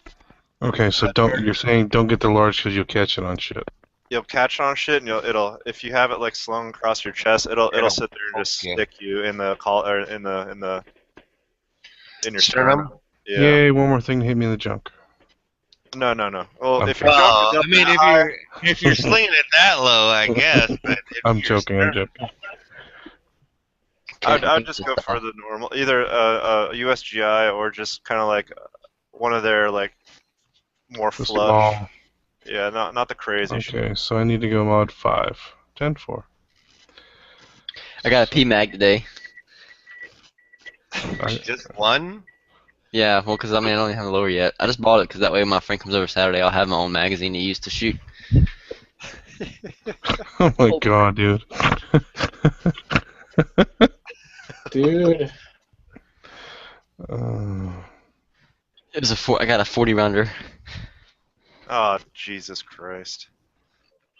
The only thing is, I thought these things had metal feed lips. I don't think they do. But No, they don't. it kind of pissed me That's off. why you But download them. their 30 rounders do, don't they? No, None of the PMags. No. None of the PMags do. no. Nope. Really? The only Which- thing that saves the lips on the PMag is the little clip-on covers. It takes the pressure off. Right. Yeah, I That- see that. but if you get Lancers, it's like the best of both worlds, right? I'll warn you about What? 40, you got to be careful 40 round magazines, dude. Like if they're not high quality, they'll end up creating more problems than you would for an extra 10 rounds. It's the first one to fall out of your gun when you're switching to the next one. You can have feeding problems with the longer magazines in that platform. Yeah, that's why I didn't want to. That's why I was worried about getting like a really high capacity magazine, and because of the weight. Cause I kind of want something for 3-gun that I'll be running all 30-round mags, and then I want like 2 or 3 like 40 or 50 rounds, whatever. If there's like a stage where I can just use one mag and make it worth dude, it. the longer your magazine, the more likely you are to have problems feeding. Yep. So be careful going with like 40-round magazines. Sometimes they can cause problems. Yeah, well, I guess that's just name of the game, huh? Well, the name of the game is winning, so think about that. Winning. Try it out sometime. You'll like it. Yeah, I'm gonna probably have to tune them or something like that. We'll see. If we can tune a plastic magazine, I don't even know how you do that. Maybe mess around with the followers and springs. That's about I it. can't spell. Jesus tits. You can stand the follower. Yeah, that's what I did on my Glock mag. So, but we'll see. I have no idea how AR. Can you take apart P mags? Yes. This light comes out. You push Yeah. the little button in the bottom and it slides off. I got a Similar to freaking a Glock. 22. I got a freaking 22 magazine one time. You couldn't take it apart. It made me so mad. I got 2 of them too. Yeah, I'm definitely gonna have to sand that follower. Yeah, they come apart So just like the GI mags. If I don't have that little cover on there and it's unloaded, I mean the follower's not gonna hurt the lips or anything, right? It's only when you have ammo in there. Take that cover and throw it in the trash. It's worthless. You don't need it. What cover? Wait a minute. What are you talking about? I missed it. It's the little cover that goes on top of the follower whenever you buy the magazine, P-Mag.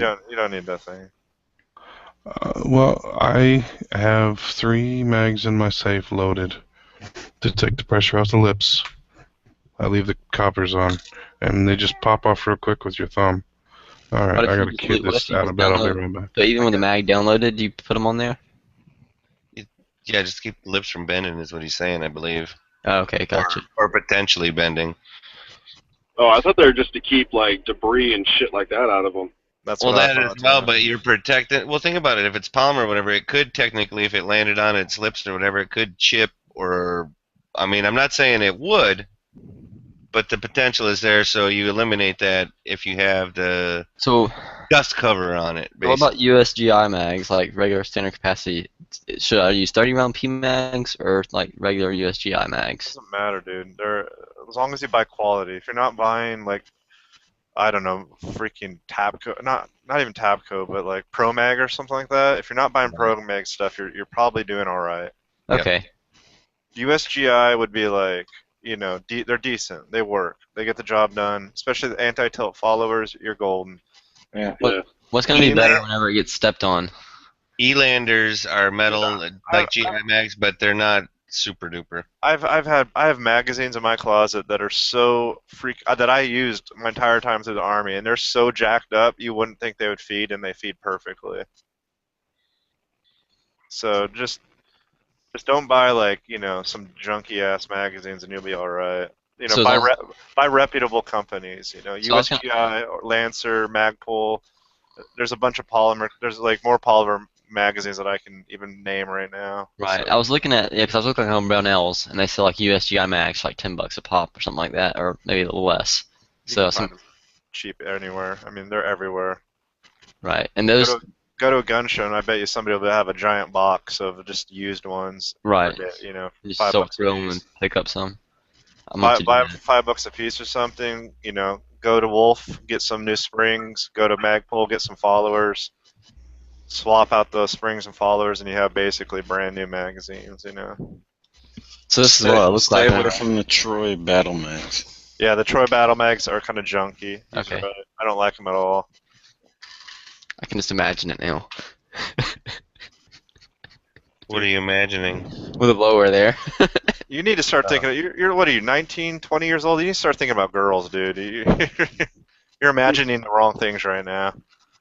Well, you did mention a lower, so if you can just, correlate that into the lower section of a female, he'll be doing all right. Well, you're assuming that he's straight. Oh, well. Okay. Shut up. Right. Yeah. All right. Of course.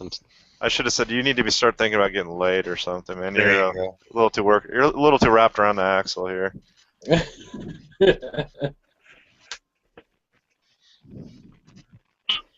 That's all right, Caleb. It's a healthy hobby. Don't worry about it.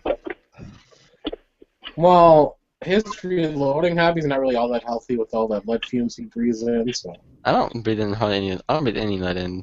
I barely cast bullets. looking how skinny you are, any lead poisoning's bad poisoning. Well, it'll help them out when it comes time to pull and pray. So I mean, it'll end up being out. Oh wow! Really, you went there? Yeah, yes, I did. No, I want to meet my a girl through shooting. Not someone who likes the same stuff I do. Man. Because she don't like guns, it ain't gonna happen. I'm gonna say this right now. I've yet to meet a girl at the gun range. I'm sorry. I already know like 3. Actually, yeah, like 3. I usually find that I used to be 60. One is take women to the range. I don't usually meet them there. And one of them I know works at a gun store. And she was asking me. I went to I got that magazine today on my lunch break at work. I went by the gun store, and she works. I went to high school with her actually, and apparently she saw some of my videos because she's like, who are you shooting for? I was like, I kind of looked at her. I was like, oh, nobody. It's like, I'm not sponsored right now. And she's like, oh. It's like, dang. I should have been like, you should sponsor me. That's not how to win a chick. No, I'm talking about just getting sponsored. But again, he's not thinking with his junk. Yeah, he's thinking with his gun. Apparently. By a gun, I actually mean a gun. Need you to run around doing all that old Marine Corps chant about your weapon and your. This is my rifle. This is my gun. Yep. Yeah, but for opposite reasons. Yeah. This is for fighting, and this is for fun. I can't wait to get a lower for this thing. Put a vortex optic. I'm sorry, I just love guns. I think we're gonna run into Caleb in about 2 years after he's into college. He's gonna go, I like guns, but I love pussy. The sad part, he is in college. Oh, my bad. Uh-huh. I didn't realize you were that old. And I'm old enough now where I can give a shit about the first. I want more guns. Yeah, college for me was about finding the next party and finding the next girl. I couldn't see Cork at a party. It's so funny. Aw, man, I could. Yeah. I was gonna say, I don't think Cork doesn't like to have fun. Oh, hell yeah, I love that fun. Well, I think that sucks about this rear side. I was almost 100 pounds lighter back then.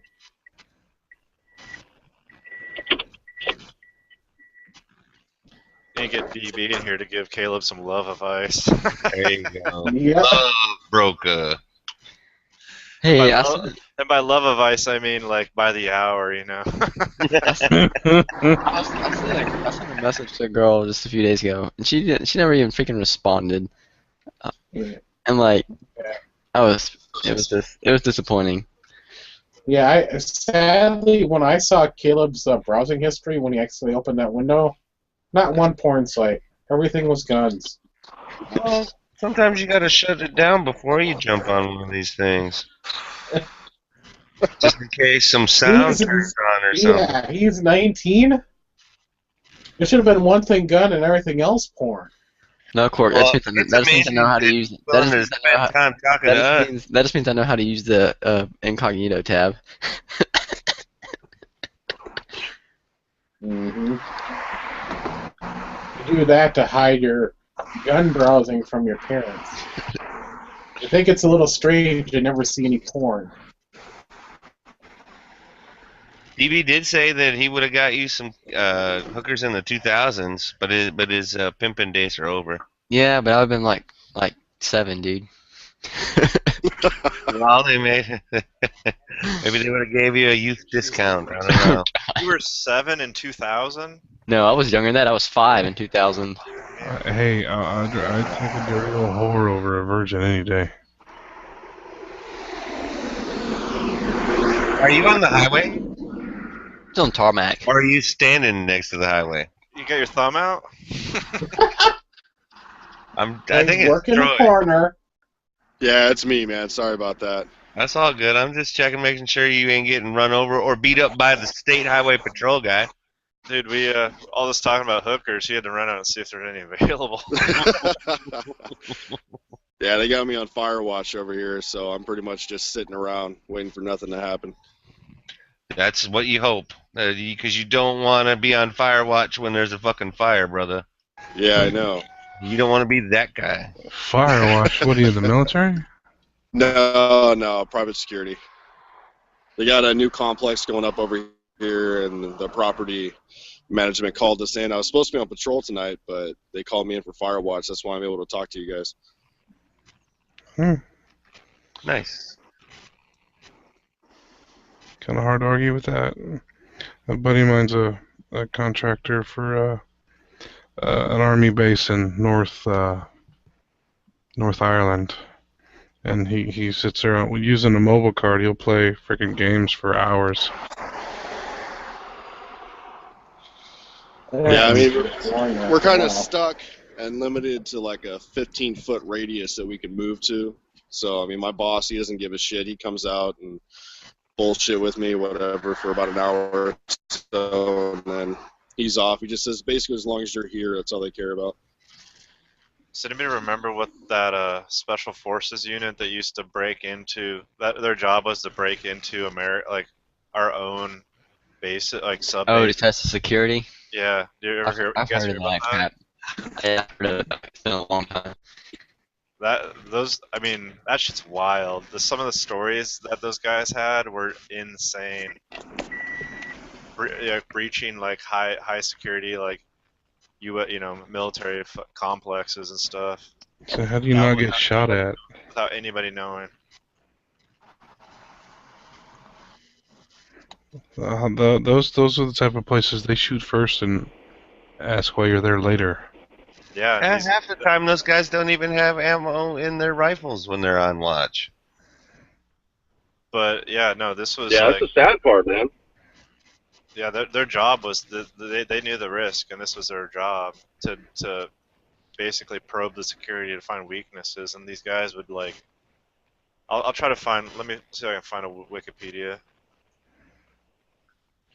I could tell you some stories or horror stories about some security, but we're live and that ain't gonna go well. So, no, my little brother's a Marine. He went into security. And if you're regular security, you don't really get paid much out here, but private security for like the houses, things like that, you get pretty good money. And whatever it takes to pay the rent and keep the lights on, man. Yeah. I mean, I hooked up with a pretty good company. We got great contracts out here, and a lot of the housing contracts, we charge like $50 an hour. I get 18 of that, and they pay for my renewal classes on my firearm. So. And you get to carry in California. Well, I got my concealed carry. Like I said, and you get to carry in California. Yeah. Speaking of which, what is the fine for carrying without having a permit? Jail. Yeah, I was gonna say that's a straight felony out here, man. I mean, I thought it was a misdemeanor. No, it's a felony out here. I'm almost positive. Yeah. Misdemeanor in Wisconsin. There you go. Remember, it's a $500 fine or $5,000 fine. I'm pretty sure it's a felony out here too. Yeah, you gotta out here in California, at least in the Orange County area, gotta put either my gun in the glove box and have it locked, and my magazines and ammo in the trunk, or vice versa.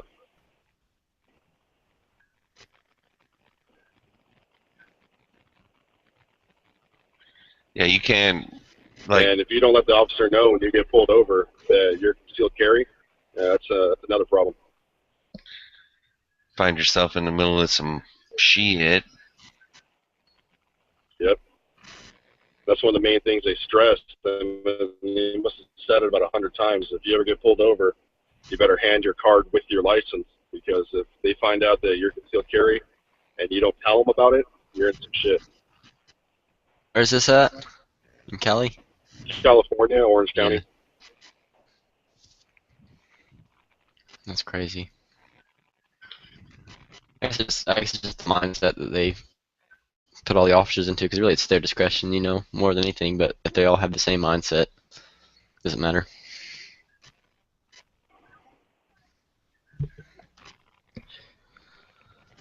There's a few militant cops out here that, you know, especially the ones that transfer from out in the, like, LA area. But for the most part, they're pretty all right. You know, they're not too bad.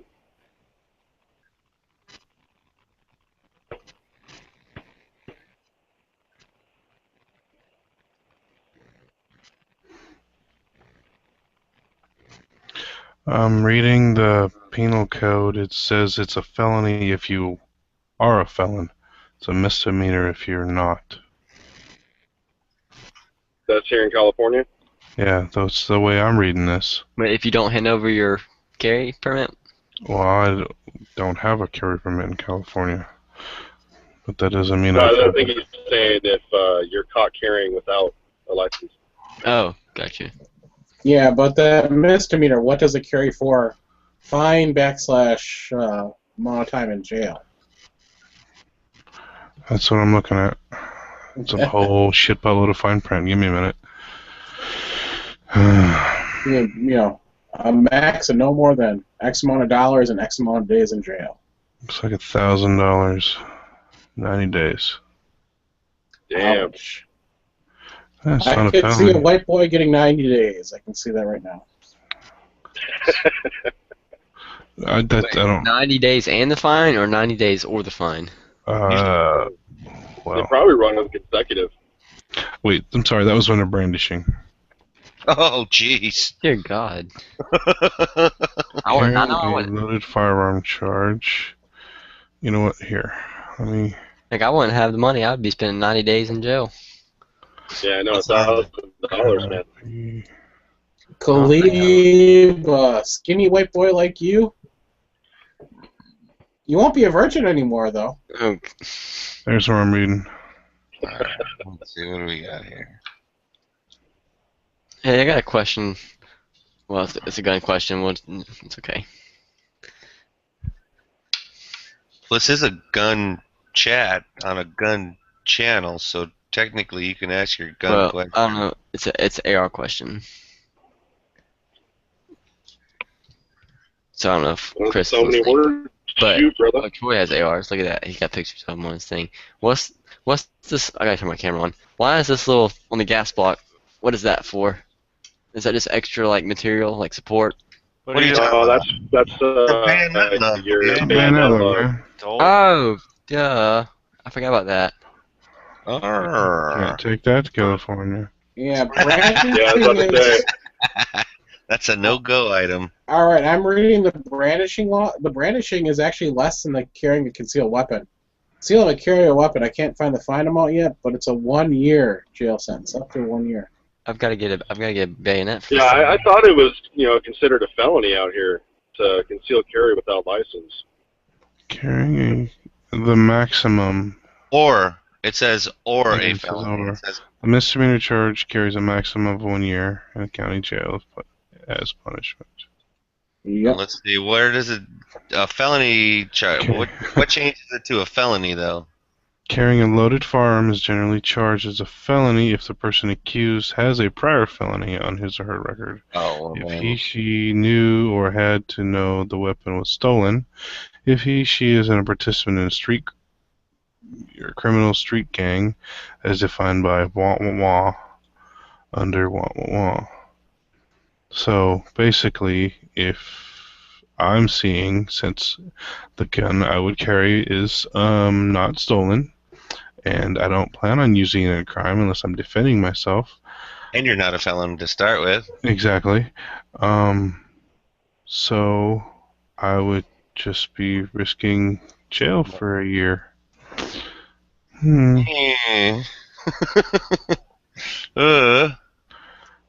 But number one, I gotta give him, if I do get pulled over, I gotta give him a reason for me to get out of the goddamn car.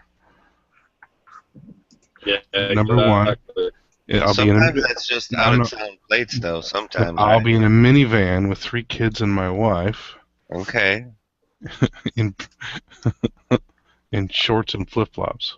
All right. All right. You, Actually, it looks like they can get you for both a concealed carry and if it's loaded, carrying a loaded firearm.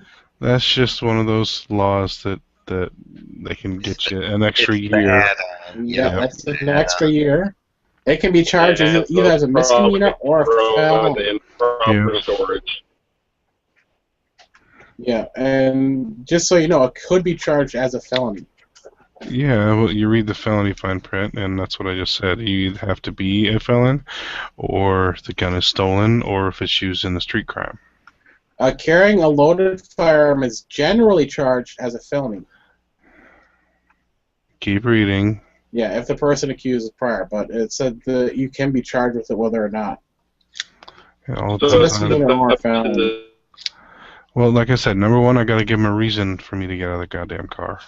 Yeah. So number one, don't be a douchebag. Number two, Right. Here's my license and registration, officer. exactly. Oh, no, I didn't realize I was speeding. I didn't realize the taillight was out. I didn't realize Proof I of couldn't insurance. do that. Oh, I'm sorry, sir. Here, Yeah, come back here and check it A out. lot of people make it seem. A lot of people make it seem like it's just horribly hard to get your concealed carry out here, but it's really not. Depends on Especially where in you Orange live. County. I mean, Well, yeah, like Riverside County, Orange County is pretty easy. LA, it's never gonna fucking happen Yeah. unless you know the sheriff or something. But in Orange County, it was like $600, 16-hour class, and like 2 months of background checks and blah blah blah bullshit, and I had it. I mean, I know that's a lot to go through, but it's not that hard. It's more of a waiting period than anything. okay. So here's my thing.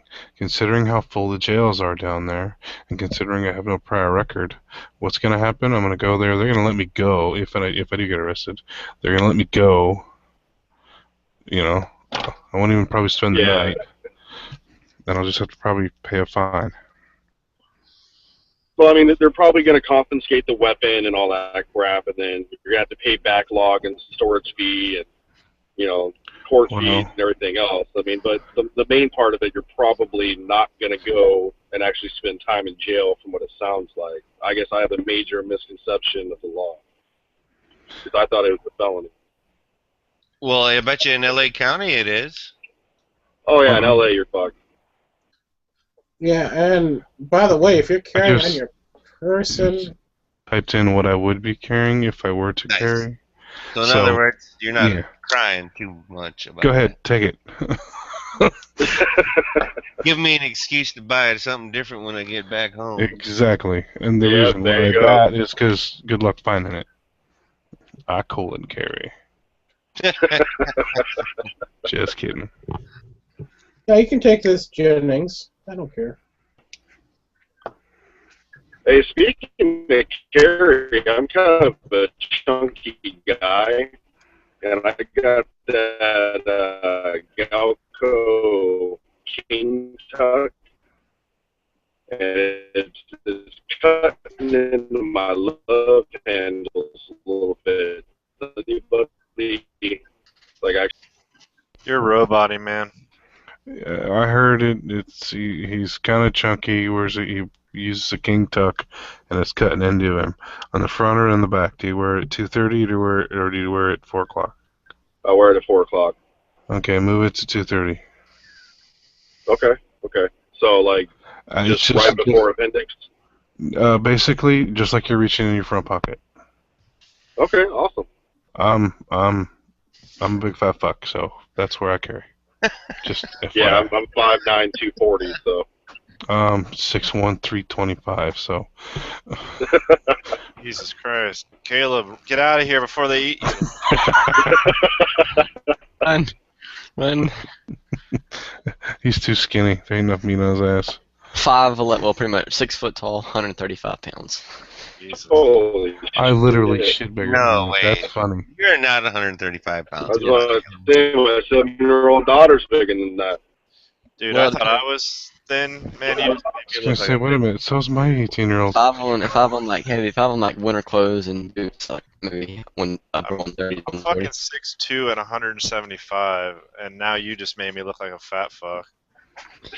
Damn, you are skinny. I have Jesus. a body built Caleb, for running. Caleb, go in the kitchen, make a sandwich. Dude, And it's then unreal eat a how much. burger Nah, and nah, a nah. chocolate Go in the shake kitchen, make a sandwich. and a stick of butter and some donuts. Smear some peanut butter on the top of it. You need more calories. Jesus Christ, man. A couple buckets of lard too. I mean, that might help.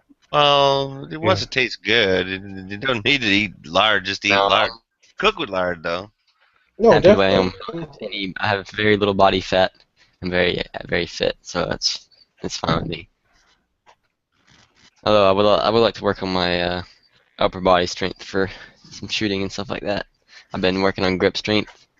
Then you get back to the gym. I was going to the gym last semester. I would run like a mile or two every day and Just lift. grab a bucket or two, same weight, and hold your hands straight out.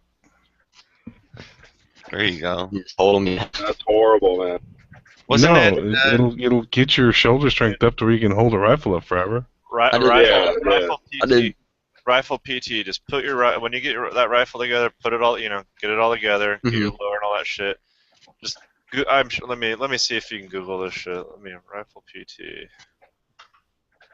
Well, if I just stand there with it shouldered as long as I can. Just Google rifle PT, and you'll see the shit they used to do to punish the shit out of us. Just all you need is a rifle, 8 pounds, and you can do exercise with just that rifle, and you can hold that rifle up all day fucking long. Like holding it out flat in front of you and squatting and all kinds of stuff. Yeah, Good above squats. your head, down to one side of one arm, up to the top, switch hands to down to the other side. Did you have to do that with your M240? No. They're terrible people, but they're not sadists.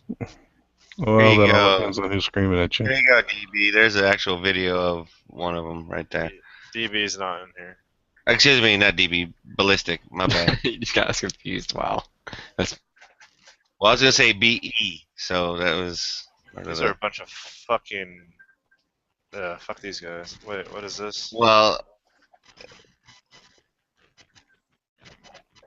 they're not regular army, that's for sure. That doesn't look that hard.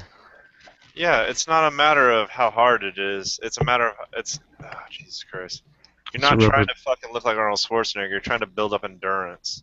Right. You just talked about having a runner's body. Repetition. You want endurance. You don't need to bench 300 pounds. You just need to hold 8 pounds in front of you for like 2 hours. Yeah, that was the thing I was going to use. I may not be able to bench much, but I could do it a lot. No, this link isn't working for me, but. No, it's been pretty good. When I had time last semester, I was going to the gym like 2 or 3 times a week, and I was definitely seeing improvement after a few weeks. But I've been slacking off, been so busy. So, need to go back. I'm paying for it. Might as well use our multi-million-dollar gym. I like to run, but one of my ankles always bother me, and one of my knees always kind of gets bother me, so I don't like to run like too much. But I was getting down to on a treadmill, I could run like a 6.5 minute mile, and that's when I quit because I went on Christmas vacation, came back and didn't go back to the gym. Fuck all that running bullshit. Yeah, after that I started running. I'd run like half a mile or a mile maybe, and I wouldn't do it like insanely fast, and then I would just do regular workout. But I was doing doing flies, like the pectoral flies, and those really help a lot. I still have some of that, but I need to start back again or I'm going to lose it.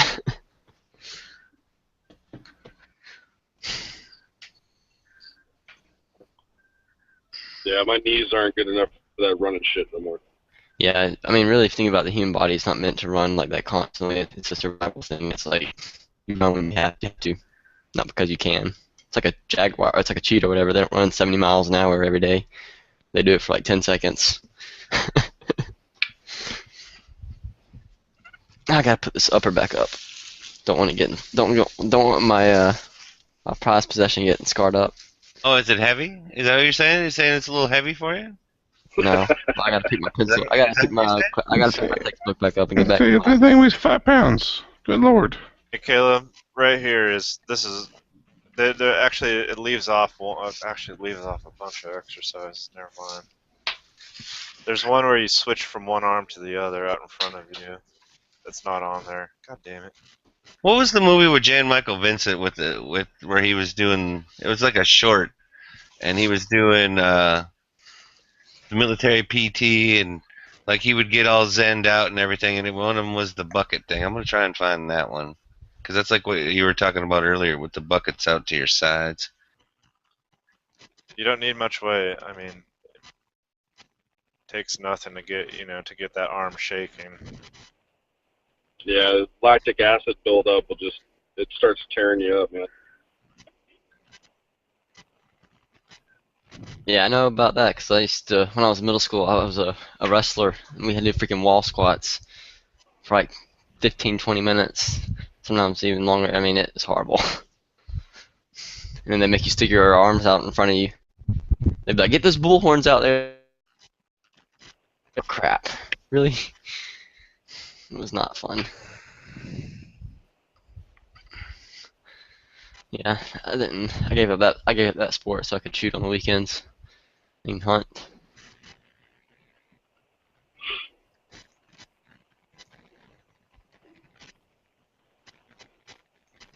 Did Quark take off? No, he's here. No, I'm here. No, alright. Here's a bunch of freaking ROTC cadets acting like a bunch of idiots, but it's kind of a The kind of YouTube what I link. was, kind of what I was talking about. That's the same one we were just watching, isn't it? I don't know. I couldn't get that last link. Bing to one. work. Yeah, it's the same exact one that Z pulled up. Yeah, those look like ROTC to me. Everything they're doing is dicked up, so they're definitely ROTC.